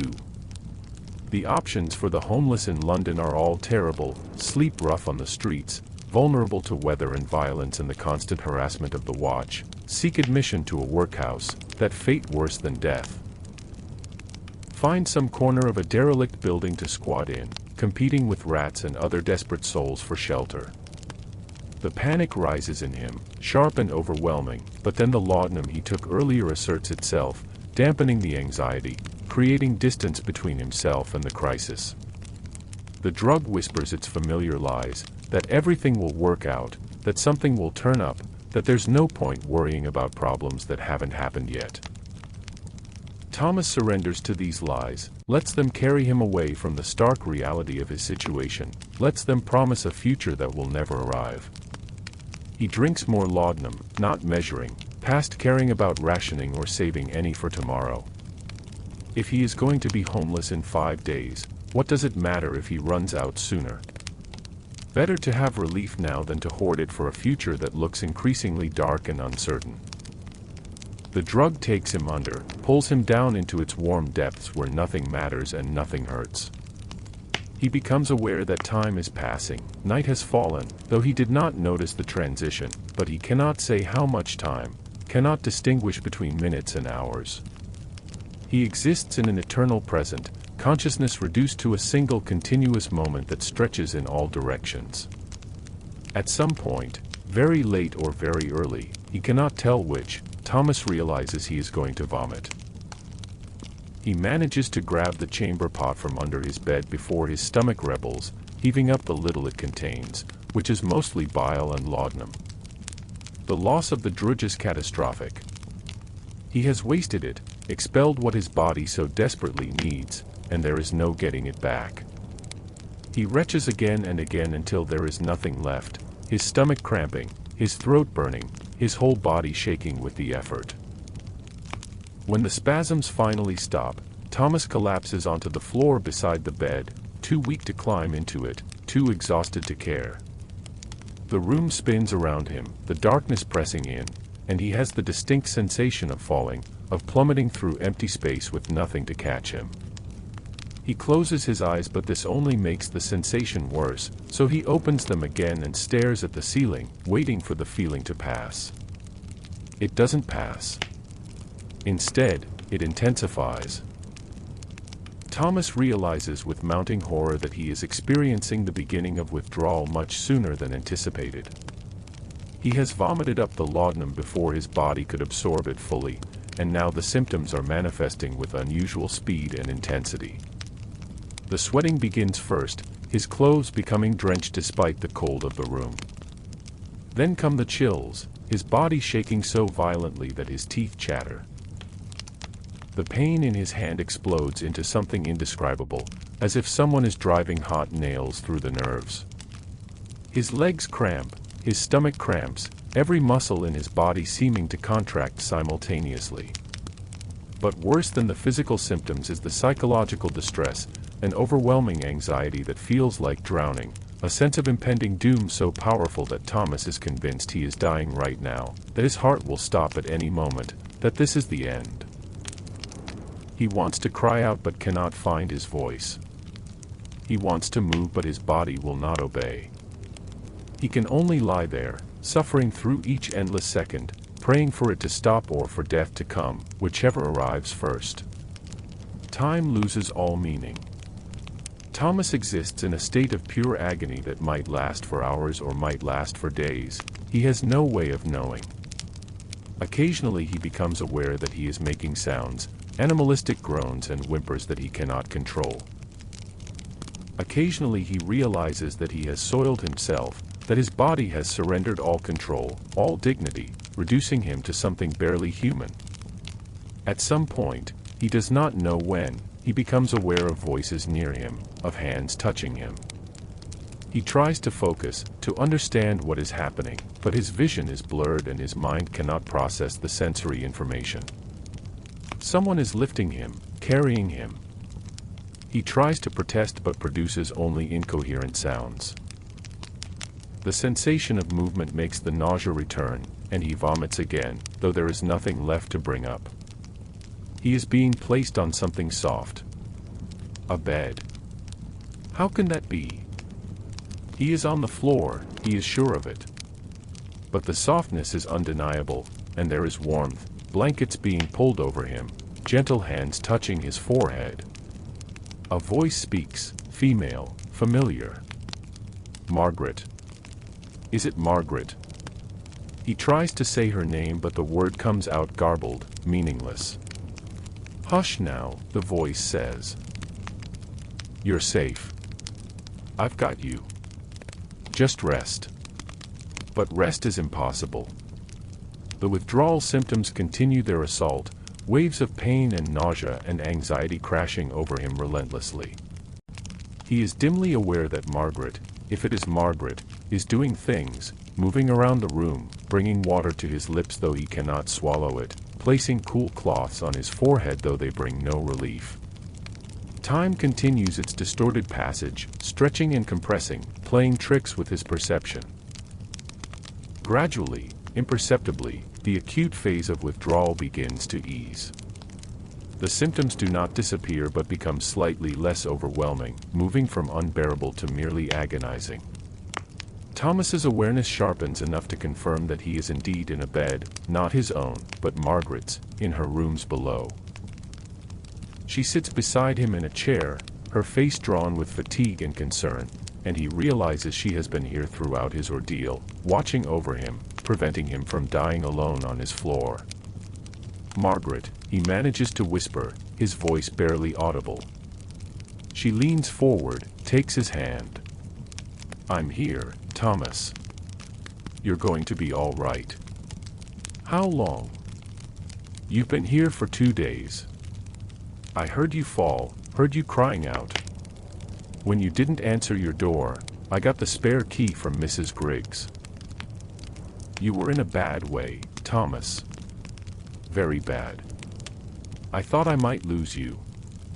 2 days. He has lost 2 entire days, consumed by withdrawal, hovering near death. The implications of this begin to penetrate his foggy consciousness. Mrs. Griggs, the rent. Don't worry about that now. We'll sort it out. First, you need to get your strength back. But Thomas knows it cannot be sorted out, knows that his already precarious situation has become untenable. He has lost 2 days of potential work, 2 days in which he might have earned money toward the rent.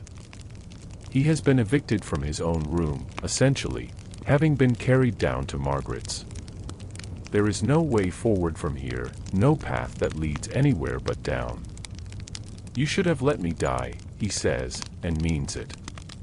Margaret's expression hardens. Don't say that. Don't ever say that. Your life has value, Thomas Hadley, whether you believe it or not. What value? What am I good for? I can't work, I can't provide for myself, I can't even stop destroying myself. I'm a burden to everyone who knows me. I should be dead. You're not a burden to me, Margaret says firmly. You're a human being in trouble, and human beings help each other. That's what we do. That's what makes us human rather than beasts. Thomas wants to argue, to point out that beasts often help each other too, that cooperation is not unique to humans, that her philosophy is built on romantic assumptions about human nature that his experience has proven false.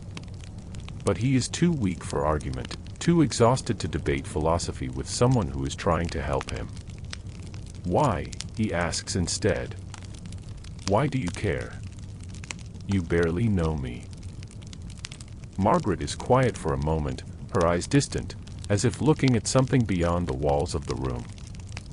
I had a husband once, she finally says. He died 7 years ago. Not from injury or disease, but from gin.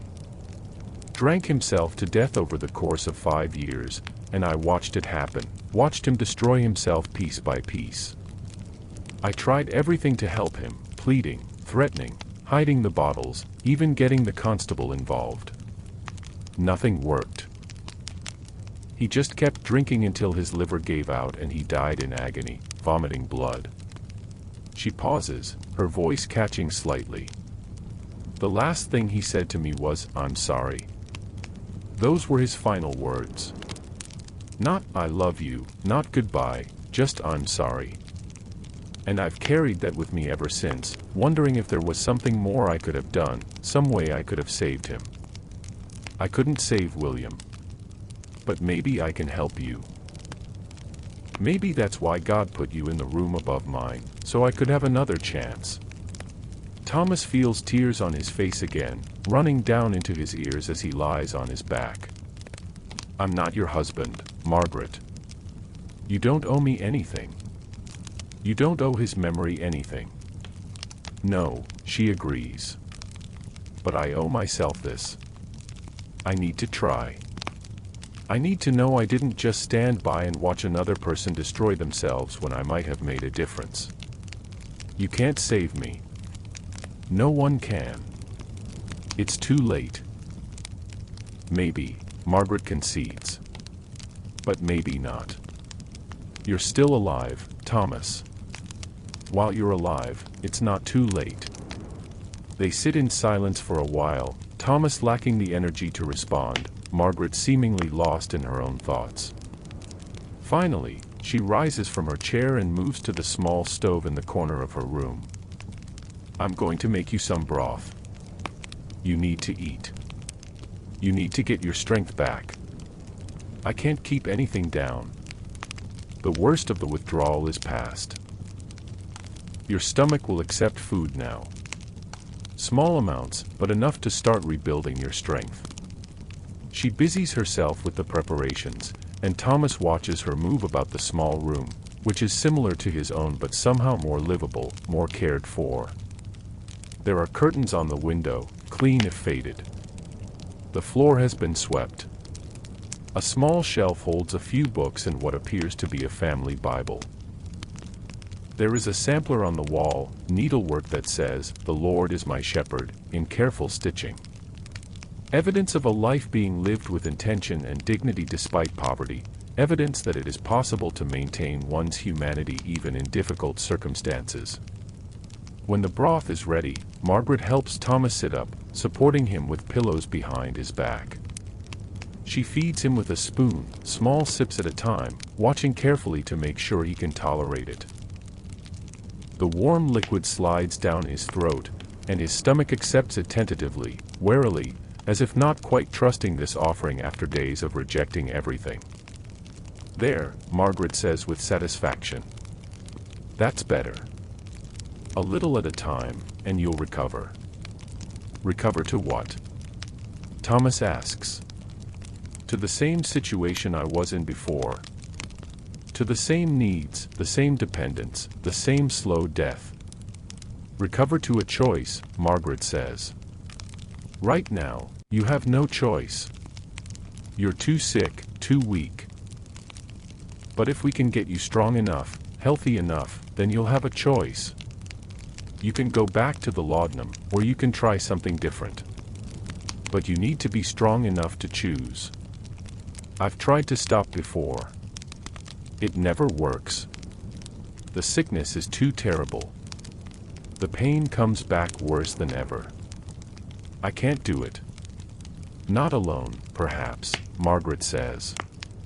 "But maybe you don't have to do it alone. Maybe that's been the problem all along. You've been trying to fight this battle by yourself, with no support, no help, no one to hold you accountable or encourage you when it gets hard."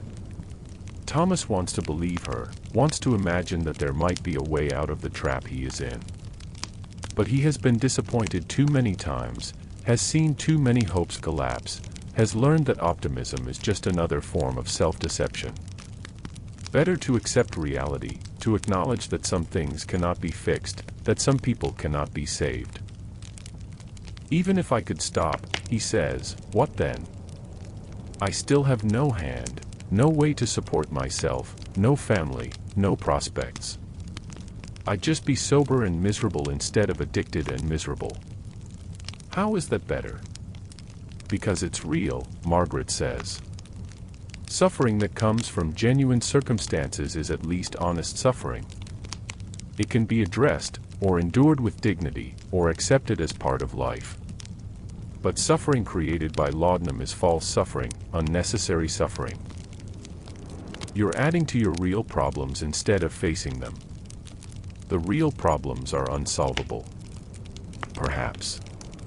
But you won't know that for certain until you face them without the fog of laudanum clouding your judgment. Maybe they are unsolvable. Or maybe there are possibilities you can't see right now because you're looking at everything through the lens of addiction." Thomas has no answer to this.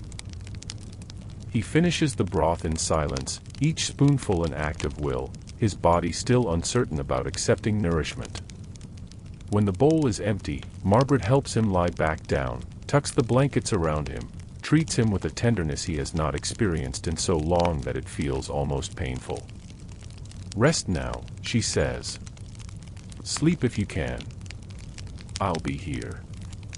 Thomas closes his eyes, exhaustion pulling him down toward sleep despite the discomfort of his withdrawing body. His last conscious thought is that he does not deserve this kindness, that Margaret should save her energy for someone worth saving, that he is beyond redemption and she will learn this soon enough and regret having wasted her time and resources on him. But even as he thinks this, some small part of him, a part he thought had died long ago, stirs with something that might be hope or might just be the stubborn refusal of life to accept defeat. He sleeps. The days that follow are a blur of discomfort and slow recovery. Margaret keeps Thomas in her rooms, nursing him through the continuing symptoms of withdrawal, which gradually diminish but never quite disappear entirely. She feeds him small meals, insists that he eat even when he has no appetite. She makes him drink water, lots of it, to flush the toxins from his system. She talks to him, tells him stories of her own life, her childhood in Norfolk, her marriage to William, the years of watching him decline and her helplessness to stop it. Thomas learns that Margaret works as a seamstress, taking in piecework from the better dress shops in the city, sewing the garments that fashionable ladies will wear to balls and parties and assemblies. The pay is terrible. A few pence per item, working by candlelight until her eyes burn, her fingers becoming calloused and scarred from the constant pricking of needles. But it is enough to pay her rent and buy food, enough to survive with careful management, enough to maintain a precarious independence. She has no family left, her parents are dead, her husband is dead, she had no children. Her life is small and circumscribed, bounded by this room and her work and the narrow social world of the lodging house. But she has maintained her dignity, her sense of self-worth, her belief that life has meaning even in the absence of comfort or prosperity. This is what Thomas envies most, not any material possession but this inner strength, this capacity to endure without surrendering to despair. On the third day of his stay in Margaret's rooms, there is a knock at the door. Margaret opens it to find Mrs. Griggs, the landlady, looking stern and businesslike. "I need to speak to Mr. Hadley," she says. Thomas struggles to sit up, his heart sinking. Here it comes, the final eviction, the end of even this temporary refuge. Margaret helps him to a sitting position, arranges the blankets to preserve some modesty, then steps back to let Mrs. Griggs approach. "Mr. Hadley," the landlady begins, her voice formal. "Your rent is now overdue by more than 3 weeks. Your room has been standing empty for 3 days, which is 3 days of lost income to me. I cannot allow this situation to continue." Thomas nods, having nothing to say in his defense, knowing that any plea would be pointless. Mrs. Griggs continues. "However, Mrs. Crawford here," she nods toward Margaret, "has proposed an arrangement. She has offered to cover your rent for the next month, with the understanding that you will repay her when you are able to work again. She has also agreed to be responsible for ensuring that you do not cause trouble or fall behind again. I am willing to accept this arrangement, but only because Mrs. Crawford has been a reliable tenant and because she has convinced me that you are genuinely trying to recover from illness." Thomas looks at Margaret in shock. A month's rent is perhaps 3 shillings, more money than she can easily spare, a significant sacrifice given her limited income. "Margaret, no. I can't accept that. You can't afford." "I can afford it," Margaret says firmly. "And I'm doing it. Consider it a loan if it makes you feel better. You can pay me back when you're working again. But what if I can't? What if I fail? What if I go back to the laudanum? What if?" "Then you fail," Margaret says simply. "But at least you'll have had the chance to try. That's all I'm offering you, Thomas, a chance. What you do with it is up to you." Mrs. Griggs clears her throat. "I'll need your agreement, Mr. Hadley. Do you accept these terms?" Thomas feels trapped between gratitude and shame, between hope and fear of disappointment. He knows he should refuse, should not accept Margaret's charity, should not allow her to tie her fortunes to his almost certain failure. But he also knows that refusing would be throwing away what might be his last chance, his final opportunity to climb out of the hole he has dug for himself. "I accept," he finally says, his voice barely above a whisper. "And I thank you both. I will try, I will truly try to make this worthwhile." Mrs. Griggs nods curtly. "See that you do. Mrs. Crawford is a good woman and doesn't deserve to be taken advantage of. I'll expect to see you paying your own rent again by next month." She turns and leaves, closing the door behind her with a decisive click. When she is gone, Thomas looks at Margaret, still struggling to process what has just happened. "Why?" he asks for what feels like the 100th time. "Why would you do this?" Margaret sits in her chair, picks up the sewing that is never far from her hands. There is always work to be done, always garments that need stitching. I told you, she says. Because I need to try. Because watching someone suffer when I might help is more painful than any financial sacrifice. Because your life matters, even if you don't believe it. I'll pay you back, Thomas promises. Every penny. I swear it. I know you'll try, Margaret says. That's enough for now. First, you need to finish recovering. Then you need to find work. Then you need to stay away from the laudanum long enough to prove to yourself that you can. One step at a time, Thomas. That's how you climb out of a hole, one step at a time. Thomas nods, overwhelmed by emotion, by gratitude, by fear, by the crushing weight of responsibility. Someone believes in him, has invested in him, has given him a chance. He cannot bear the thought of disappointing her, of proving that her faith was misplaced.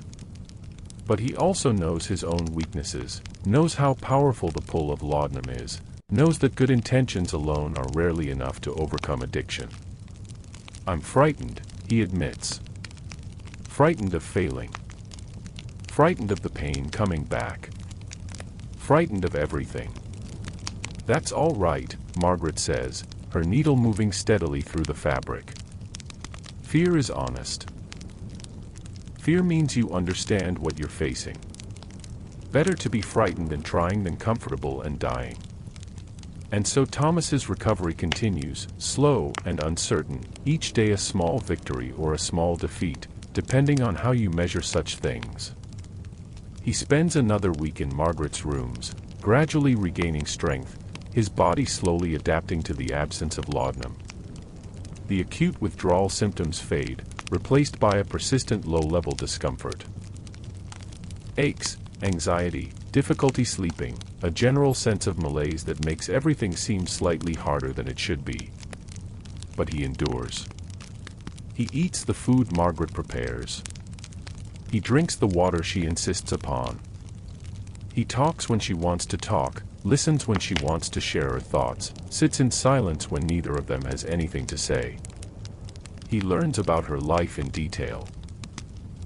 Her childhood on a farm, her marriage at 19 to William the Carter, their move to London seeking better opportunities, the slow descent into alcoholism that destroyed her husband and nearly destroyed her. I thought I could love him enough to make him stop, Margaret tells him one evening as they sit in the dim light of a single candle, her sewing in her lap, his hands idle because there is nothing for them to do. I thought if I was patient enough, supportive enough, if I made our home pleasant enough, gave him enough reason to choose life over gin, he would choose me. But addiction doesn't work that way. It's not about love or willpower or any of the things we like to think matter most. It's a sickness, and it needs treatment, not just good intentions. What treatment is there? Thomas asks. The doctors know nothing. They blame moral weakness and prescribe more medicines that only make things worse. There is no treatment, not really. Not medical treatment, perhaps, Margaret concedes. But there are other kinds of healing. Support from others who understand. Structure and routine to replace chaos. Purpose to replace emptiness. These things aren't cures, but they help. They make it possible to choose differently, day by day, hour by hour. Thomas wants to believe her but finds it difficult. His experience has taught him that good ideas rarely survive contact with reality, that the theories that sound wise in calm conversation crumble when tested by genuine need and suffering. Still, he is here, in this room, being cared for by someone who expects nothing in return except that he try. That must count for something. After a week, Margaret decides Thomas is strong enough to return to his own room upstairs. She helps him climb the 3 flights of stairs, an ordeal that leaves him breathless and trembling, and settles him in his own space, which she has cleaned during his absence. The room looks different, somehow, the floor swept, the window washed, the grime of neglect partially removed. It is still poor and small and cold, but it no longer looks like a place where someone is waiting to die. Margaret has brought up soup and bread, which she leaves on the table along with strict instructions about eating regularly and taking care of himself. "I'll check on you morning and evening," she says. "And if you need anything, anything at all, you knock on my door. Day or night. Do you understand?" Thomas nods, moved once again by her kindness, ashamed of how little he has done to deserve it. When she leaves, he sits in his familiar chair and looks around at the room where he has spent so many hours in laudanum-induced stupor. It feels different now, as if he is seeing it with new eyes, recognizing it for what it is, a prison of his own making, a place where he has been slowly dying by choice. The bottle of laudanum is gone. Margaret must have disposed of it while he was in her care, must have deliberately removed the temptation. Thomas feels a spike of panic at its absence, followed immediately by relief. If the bottle were here, he would drink from it. He knows this about himself, knows that his willpower is not strong enough to resist if the drug is immediately available. Margaret has removed that choice, at least temporarily, forcing him to face the harder path. The night is difficult. Without laudanum, sleep is elusive, and when it finally comes it is troubled by vivid dreams and frequent waking. The pain in his hand, subdued but never quite absent during his time in Margaret's care, returns with new intensity, as if angry at being ignored. But Thomas does not go seeking laudanum. He endures. He grits his teeth and holds onto the bed frame and breathes through the worst moments, reminding himself that this is temporary, that pain cannot last forever, that morning will come eventually and with it the possibility of something better. Morning does come, gray and cold, and Thomas rises to face his first full day without laudanum in longer than he can remember. He is shaky and weak, but he is upright, he is conscious, he is present in a way he has not been for months. Margaret arrives with porridge and milk, insists that he eat it all, watches to make sure he complies. "Today we find you work," she announces. "Real work, steady work, something that will give you purpose and income. What can you do with one hand?" Thomas considers. Most of what he knows, printing, requires two hands. But there are other possibilities. I can read and write. I can calculate figures. I can organize, sort, keep records. I can run errands, carry messages, perform simple tasks that don't require fine motor control. "Good," Margaret says. "Then we'll find something. Get dressed in your best clothes, or at least your cleanest clothes. We're going to visit some establishments and present you as a man looking for honest work." And so Thomas's reintegration into the working world begins. With Margaret as his advocate and guardian, he visits workshops, counting houses, warehouses, anywhere that might need someone capable of basic literacy and willing to work for minimal wages. Most turn him away, his appearance is against him, his missing fingers obvious, his history of unreliability probably known to anyone who has employed casual labor in Southwark. But Margaret is persistent, and her respectability lends him credibility he would not have on his own. Finally, at a warehouse near London Bridge that stores imported goods, the manager agrees to take him on for a trial period. The work is simple, keeping records of what comes in and what goes out, writing receipts, maintaining the ledgers that track inventory. The pay is minimal, 6 pence a day, but it is steady, 5 days a week, enough to survive on if he is careful. Thomas begins work the next day, arriving early and staying late, determined to prove himself worthy of this chance. The work is tedious but not difficult, and he finds a kind of peace in the routine of it, in the steady progression from task to task, in the satisfaction of a ledger balanced and a day's work completed. His missing fingers are a handicap but not a barrier. He can grip a pen well enough with his remaining thumb and forefinger, can turn pages, can perform all the necessary actions if he is careful and patient. The other workers are wary of him at first, having heard stories or simply recognizing the signs of someone emerging from addiction. But Thomas keeps his head down, does his work conscientiously, causes no trouble, and gradually they accept his presence if not quite his friendship. He is that one-handed fellow who keeps the books, a neutral designation that he finds himself grateful for. It is better to be defined by what you do than by what you have done. Each evening, he returns to his room exhausted but with a few coins in his pocket.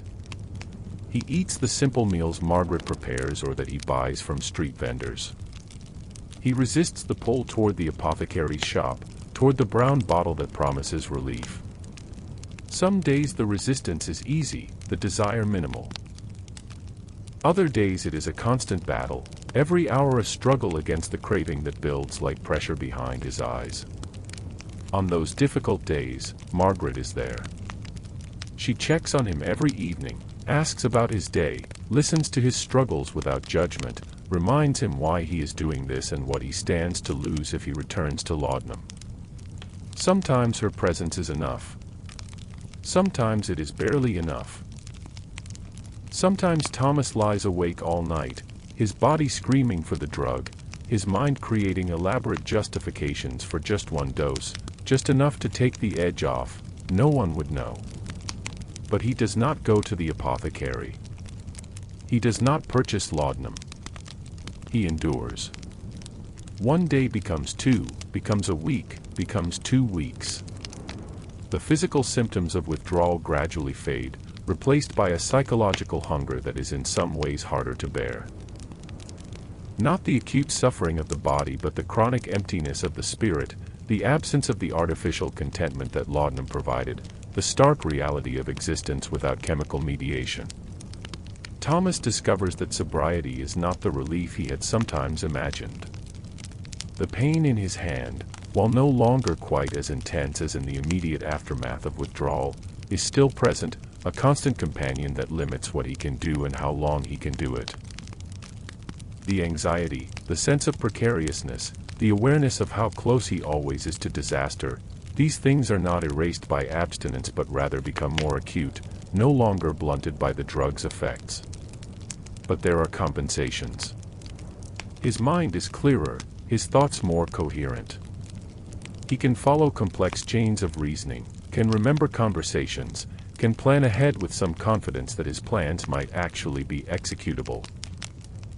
He rediscovers the satisfaction of work well done, of earning his keep through honest labor, of going to bed tired from genuine exertion rather than drugged into unconsciousness. He begins, tentatively, to imagine a future that extends beyond the next dose, beyond tomorrow, beyond simple survival. A month passes. Then 2.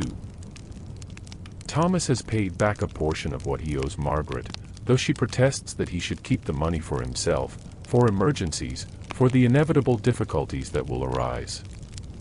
He has gained a little weight, though he is still thin, his body bearing the marks of years of neglect. He has established a routine, work, meals, sleep, repeat, that structures his days and gives them shape and purpose. He is not happy, exactly. Happiness seems like too much to ask, too grand an ambition for someone in his circumstances. But he is functional, he is surviving without laudanum. He has proven to himself and to Margaret that change is possible, that the trajectory of decline can be reversed, that even someone as fallen as he has been can climb back towards something resembling normal life. And yet, the craving never entirely disappears. It lurks always at the edges of consciousness, waiting for moments of weakness or stress or pain to assert itself with renewed strength. Thomas learns that addiction is not something you cure but something you manage, day by day, sometimes hour by hour, an ongoing negotiation with need and desire that requires constant vigilance. On a cold evening in late winter, after a particularly difficult day at the warehouse when the pain in his hand has been especially severe and his supervisor has been especially critical, Thomas finds himself standing outside the apothecary's shop, drawn there by some combination of habit and need that he barely remembers deciding to follow. Through the window he can see Mr. Weston moving about inside, reaching for bottles, mixing preparations, going about his business of dispensing relief to the suffering. It would be so easy. A few steps inside, a few coins exchanged, and the brown bottle would be in his hand again.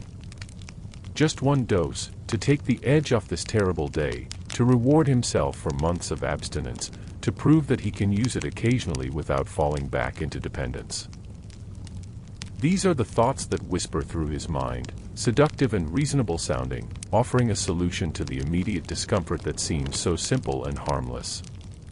Thomas stands there for a long time, frozen in indecision, teetering on the edge of a choice that he knows will define whether his months of struggle have been meaningful or merely a temporary interruption in his decline. The shop is right there. The relief is right there. All he has to do is reach for it. But instead, he turns away. He walks back toward his lodging house, each step an act of will, each moment an opportunity to change his mind that he somehow resists. By the time he reaches his street, his hands are shaking and his face is wet with tears, but he has not entered the apothecary's shop, has not purchased the laudanum, has not surrendered to the craving. He climbs the stairs to his room, and before going inside he knocks on Margaret's door. She opens it, takes one look at his face, and simply opens her arms. Thomas steps into her embrace and weeps like a child, all the pain and fear and struggle of the past months pouring out of him in great racking sobs. "I almost went back," he gasps between sobs. "I was standing right outside the shop. I wanted it so badly, Margaret. I still want it. Even now, even after everything, I still want it."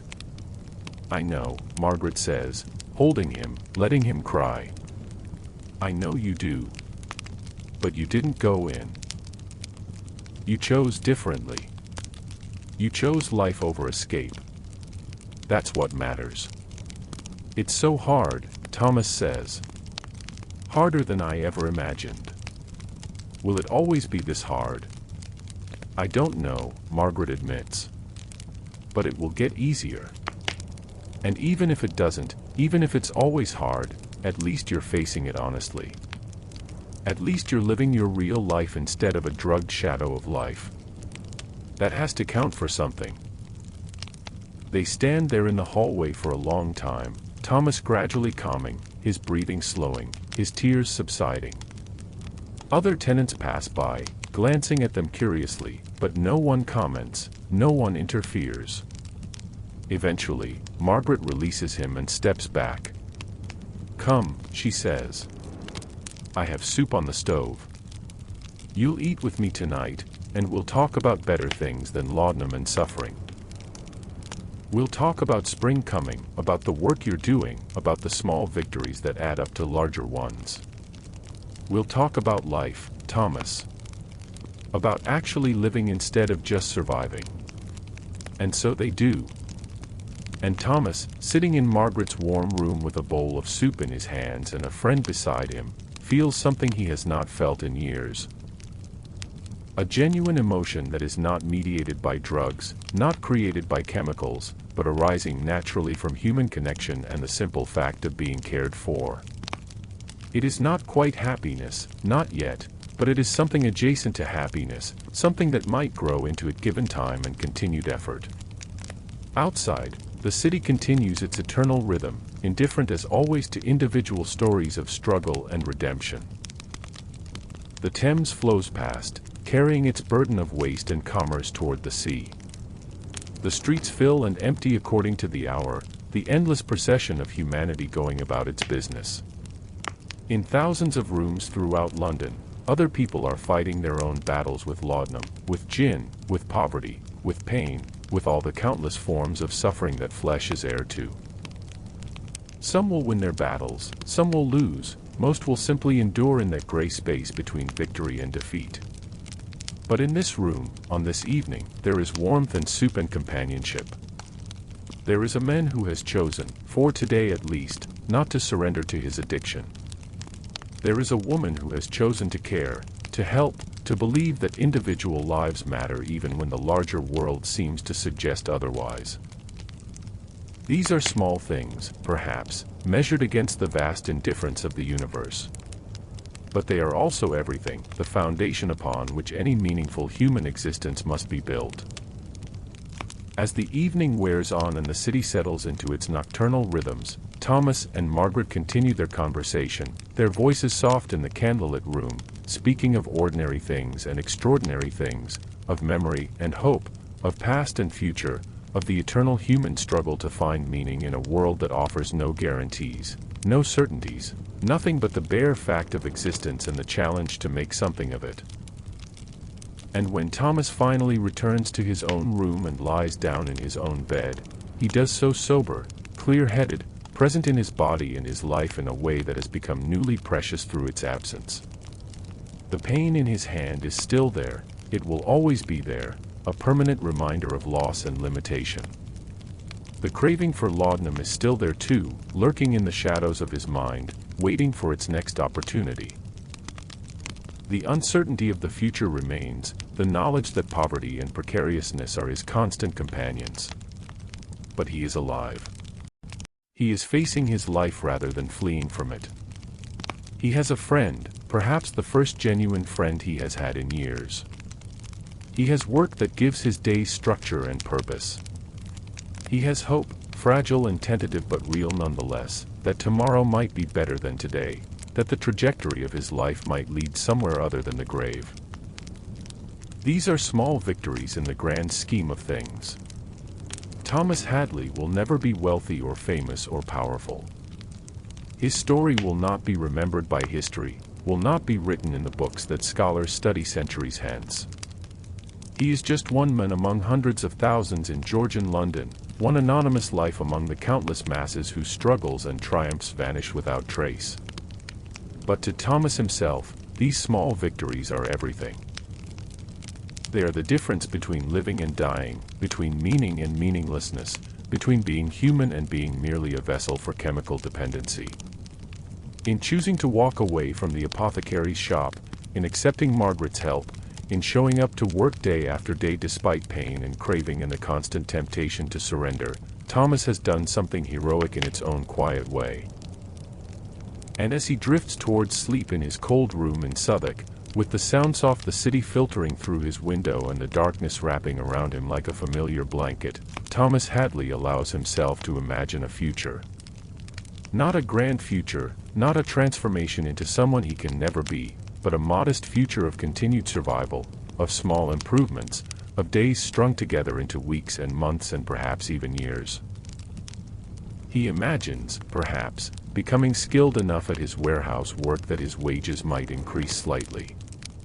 He imagines saving enough money to buy a warmer coat for next winter, to afford an occasional meal in a chop house rather than surviving on bread and soup.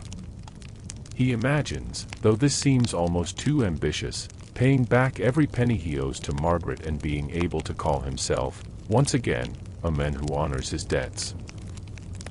He imagines walking through London without the constant pull toward the apothecary's shop, without that internal compass that has always oriented itself toward the next dose.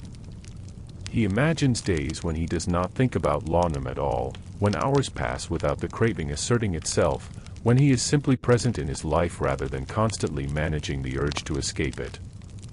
These are humble dreams, perhaps laughably so to someone who has never known the depths to which Thomas has fallen. But they are his dreams, purchased with suffering and effort, and they carry the weight of genuine possibility. He has learned, through bitter experience, that the only dreams worth having are the ones that might actually come true, that grandiose fantasies are just another form of escape, no more helpful than the laudanum itself. Sleep comes eventually, and with it dreams. Not the twisted, nightmarish visions that laudanum produces, but ordinary human dreams, the mind processing the day's experiences, working through anxieties, creating narratives from the raw material of memory and sensation. Thomas dreams of the warehouse, of neat columns of figures in ledgers, of the satisfaction of a balanced account. He dreams of Margaret's room, of warmth and soup and companionship. He dreams, briefly, of Eleanor and the children, but the dream is gentle rather than anguished, a visitation rather than a haunting, as if some part of his mind has begun to make peace with that loss. The night passes. Dawn comes to London with its usual gradual transformation from darkness to gray to the pale light of winter morning. The city stirs, beginning another day of commerce and labor, of countless individual struggles and small victories and inevitable defeats. Smoke rises from 1,000 chimneys. Vendors begin their rounds. Workers emerge from lodging houses and tenements, heading toward the docks and factories and workshops that consume their lives in exchange for wages that barely sustain them. Thomas wakes to this ordinary morning feeling something he has not felt in years, rested.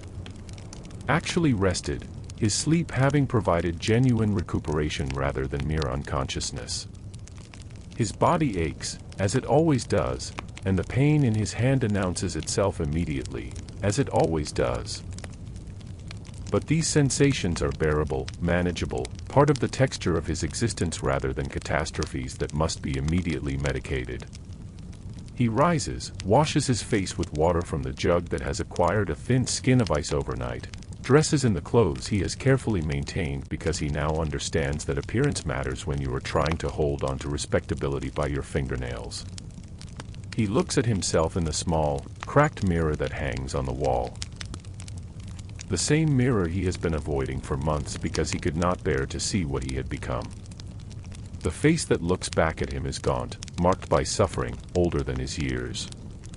But there is something in the eyes that was not there before, a clarity, a presence, a sense that someone is actually home behind those eyes rather than a ghost moving through the motions of existence. Thomas does not quite recognize this person, is not sure who he is now that he is no longer defined primarily by his relationship with laudanum. But he is curious to find out, curious to discover what kind of life might be built on this foundation of painful sobriety. There is a knock at his door. Thomas opens it to find Margaret, already dressed for the day, carrying 2 mugs of tea.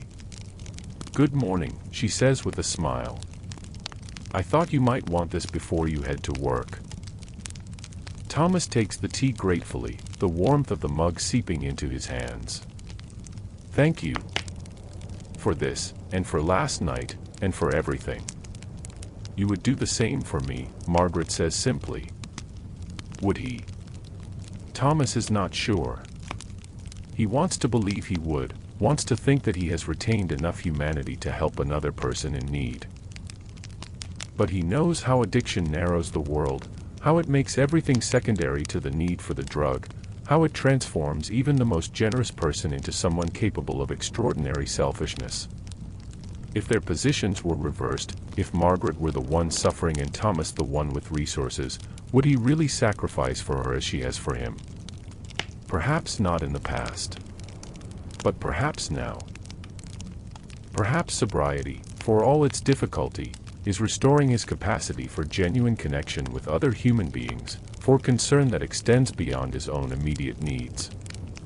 Perhaps this is one of the hidden gifts of recovery, not just the absence of addiction but the return of those human qualities that make life worth living in the first place. They stand in the doorway drinking their tea, talking of ordinary things, the weather, the work ahead, the small news and gossip of the lodging house. Someone on the second floor is getting married. Someone else has found work as a kitchen maid in a great house in Mayfair. The landlady is considering raising rents next quarter. These mundane details would once have seemed beneath Thomas's notice, irrelevant to his drug-narrowed concerns. Now he finds them oddly comforting, evidence that he is part of a community, however marginal, that his life intersects with other lives in ways that matter. When the tea is finished, Thomas sets out for the warehouse. The walk takes him through streets that are increasingly familiar, past landmarks he has learned to navigate by. The baker's shop that opens early and fills the air with the smell of fresh bread, the corner where the crossing sweeper works, keeping the mud and horse dung cleared from the pavement for a few pennies, the bridge over the Thames where you can pause and watch the river traffic, the constant flow of barges and wherries and larger vessels making their way to and from the sea. London in daylight is both beautiful and terrible, magnificent and squalid, a city of extremes where opulent wealth and desperate poverty exist side by side, where grand public buildings look down on alleys filled with filth and misery. Thomas has lived here long enough to see past the surfaces, to understand the structures and systems that create this juxtaposition, to recognize that his own suffering is not personal but systemic, not a moral failure but a predictable outcome of an economic order that produces laudanum addicts as reliably as it produces millionaires. This understanding does not make his struggles easier, but it does make them less shameful, less a source of personal disgrace and more a shared condition that many others navigate with varying degrees of success. He is not uniquely weak or flawed, he is simply human, vulnerable to the same pressures and temptations as countless others, trying to survive in circumstances that make survival itself an achievement. The warehouse is already bustling when Thomas arrives. Ships have come in overnight, their cargoes needing to be unloaded, inventoried, stored. He takes his place at the desk that has become his station, opens the ledger, begins the day's work of recording what comes in and what goes out, tracking the flow of goods through this nexus of commerce.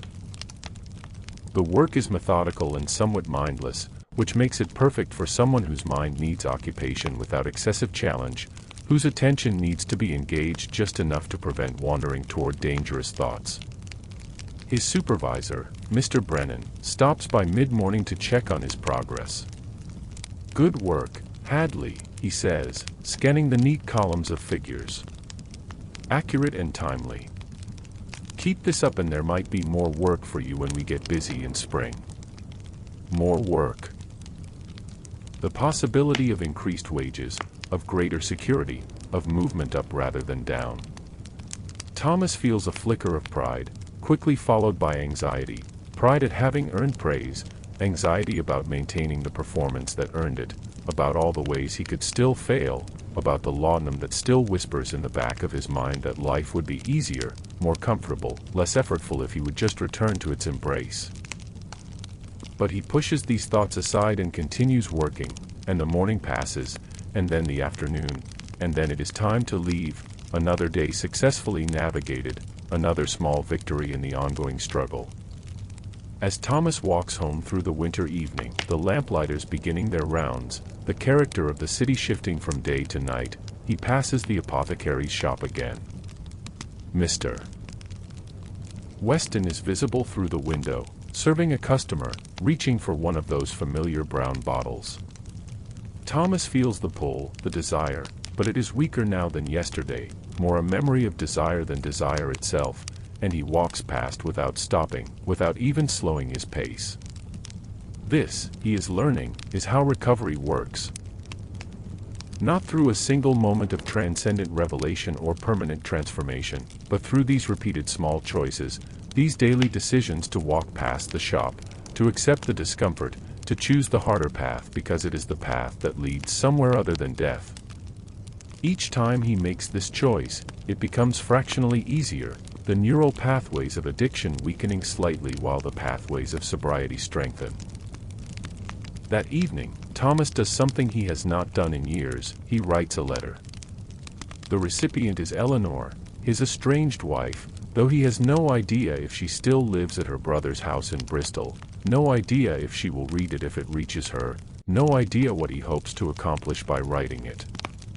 But the impulse to reach out, to make some gesture toward the life he left behind, is too strong to resist. The letter is brief and carefully composed, drafted multiple times before he produces a version that satisfies him. He does not make excuses for his past behavior. He does not ask for forgiveness or reconciliation, knowing these would be too much to request, too much to expect. He simply tells her that he is alive, that he is sober, that he is working, that he thinks of her and the children and hopes they are well. He tells her that she was right to leave, that he does not blame her, that he understands her choice. He tells her that if she ever needs anything that he might provide, she should write to him at his current address. The letter is only a page, but it takes him the entire evening to write. When it is finished, he folds it carefully, addresses it to Mrs. Eleanor Hadley, care of Mr. Robert Porter, Bristol, and places it in his pocket to post tomorrow. He does not know if this will accomplish anything, does not expect a reply, but the act of writing it feels important somehow, a gesture toward the possibility of connection, of redemption, of being something more than a cautionary tale. The weeks continue their progression. Winter gradually yields to early spring, the days lengthening, the air warming slightly, the first tentative signs of green appearing in the parks and squares where such things are permitted to grow. Thomas continues his work at the warehouse, continues his sobriety, continues his daily navigation of the temptations and difficulties that define his existence. He receives no reply to his letter, which does not surprise him but disappoints him nonetheless. Perhaps Eleanor never received it. Perhaps she read it and chose not to respond. Perhaps she has moved on so completely that any reminder of him is unwelcome. Any of these possibilities is understandable, and Thomas tries not to dwell on which might be true. Margaret continues her presence in his life, checking on him regularly, sharing meals, providing the human connection that he has learned is essential to maintaining sobriety. They have become genuine friends, these two damaged people helping each other survive, their relationship based not on romance or obligation but on mutual recognition of suffering and the shared commitment to endure. On a Sunday afternoon in early March, Margaret suggests they take a walk to Hyde Park, where the first flowers are beginning to bloom and the fashionable people come to promenade and see and be seen. Thomas is reluctant at first. He has become accustomed to the narrow geography of his daily routine, and venturing into the more prosperous parts of the city makes him uncomfortably aware of his shabby clothes and marginal status. But Margaret insists, and so they go, walking together through streets that grow progressively cleaner and more orderly as they move away from Southwark, crossing into Westminster and then heading north toward the park. The contrast between the London of the poor and the London of the wealthy is stark. Here the streets are wider, the buildings more imposing, the people better dressed and apparently better fed. Here there are private carriages and liveried servants. Here the suffering that defines Thomas's daily existence is hidden away, rendered invisible by the architecture of class and privilege. They reach Hyde Park and walk among the early spring flowers, the crocuses and snowdrops pushing through the earth with a determination that Thomas finds somehow inspiring. Around them, well-dressed families stroll along the paths, children run and play under the watchful eyes of nursemaids, couples walk arm in arm discussing matters that Thomas can only imagine. He and Margaret are anomalies here, their shabby clothes marking them as interlopers from a different London, but no one challenges their presence, and they walk peacefully in the weak spring sunshine. It's beautiful, Thomas says, and he means not just the park but the whole experience. Being here, being sober, being capable of appreciating beauty again after so long seeing the world through the fog of laudanum.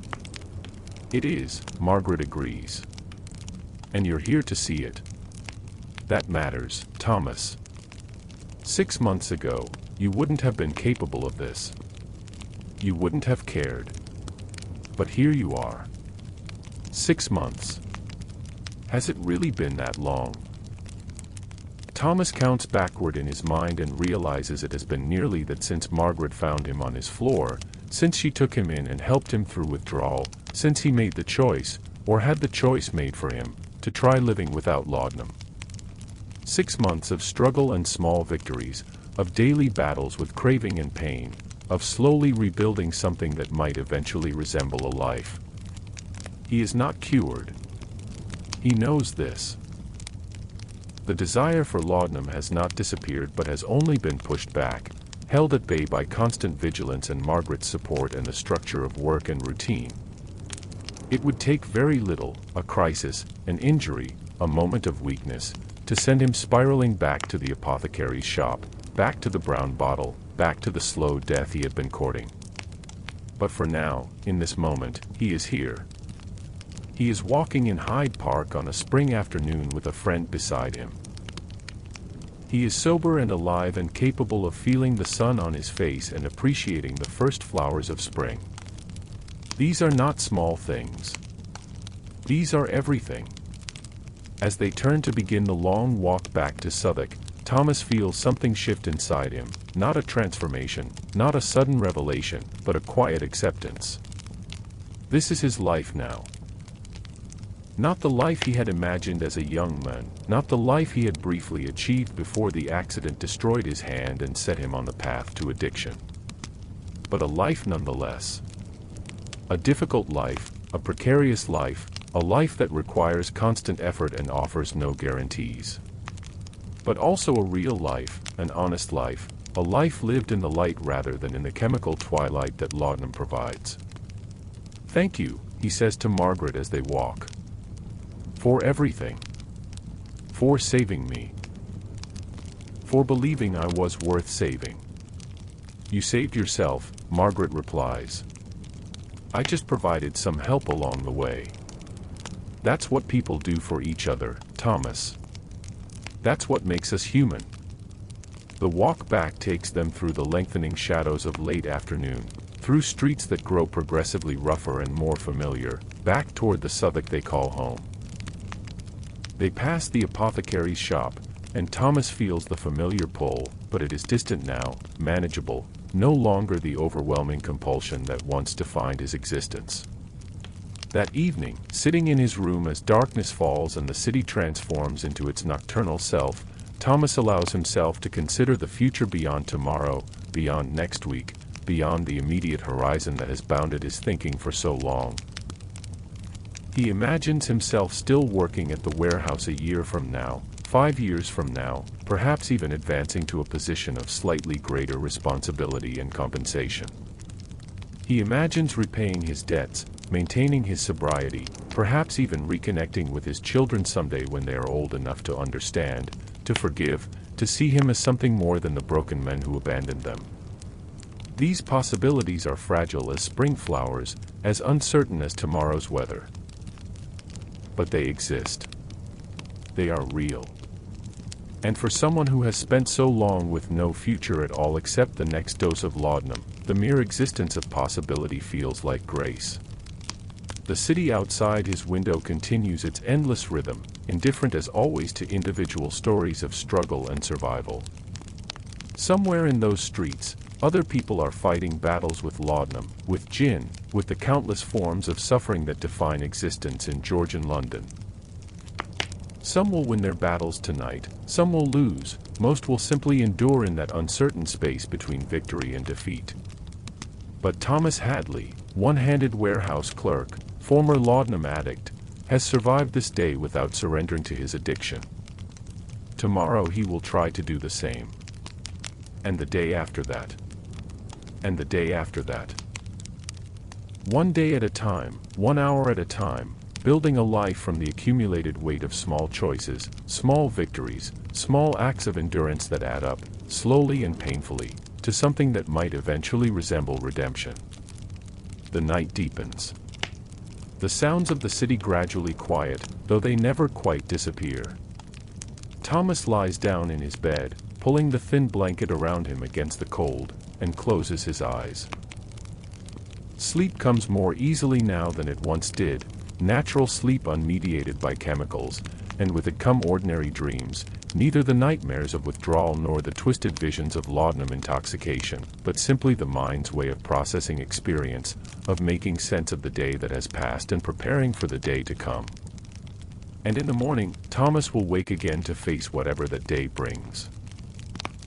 He will rise, he will wash, he will dress, he will walk to the warehouse, he will do his work. He will resist temptation. He will accept help. He will try.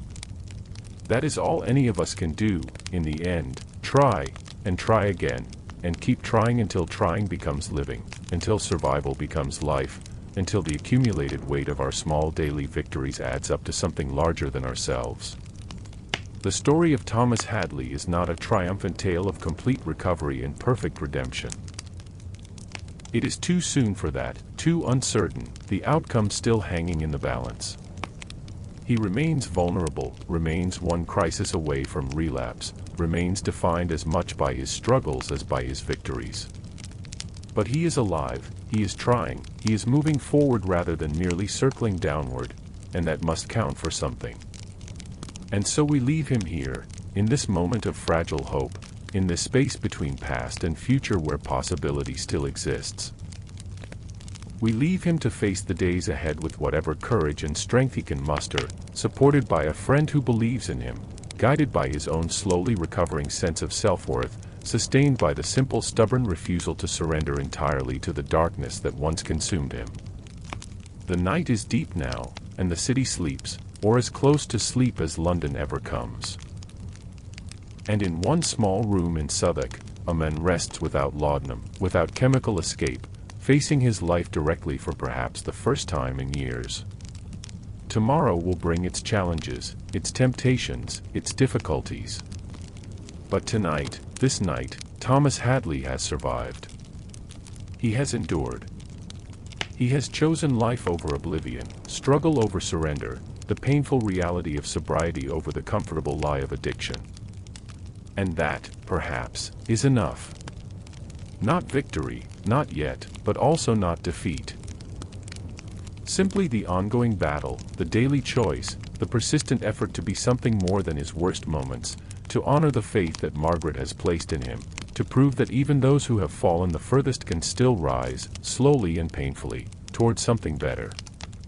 May your own rest be peaceful, kind listener, as you drift now towards sleep yourself.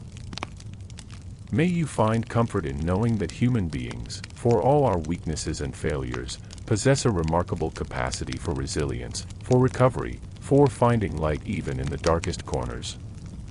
The story of Thomas Hadley is, in its way, the story of all of us, the struggle to survive, to endure, to find meaning and connection in a world that offers no guarantees, that promises nothing except the opportunity to try.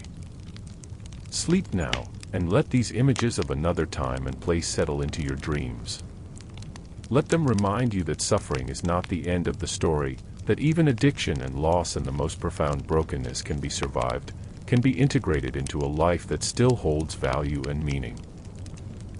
Let them whisper to you that tomorrow is always another chance, another day, another opportunity to choose differently, to try again, to keep walking forward even when the path is difficult and the destination uncertain. The past is behind us now, fading into the gentle darkness of history, but the lessons it offers remain eternal. That kindness matters, that connection matters, that small acts of courage and compassion can make the difference between life and death, between hope and despair, between a future and no future at all. Rest well, wherever you are in this modern world so different from Thomas Hadley's Georgian London.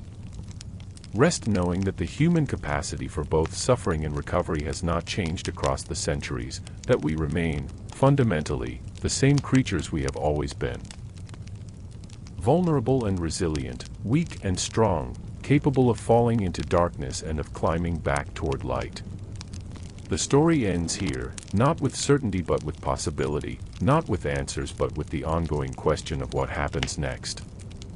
And in that uncertainty, in that openness to the future, lies whatever hope we can salvage from the wreckage of difficult lives and hard times. Good night, dear listener. May your dreams be gentle, your rest be deep, and your tomorrow hold whatever you need to face it with courage and grace.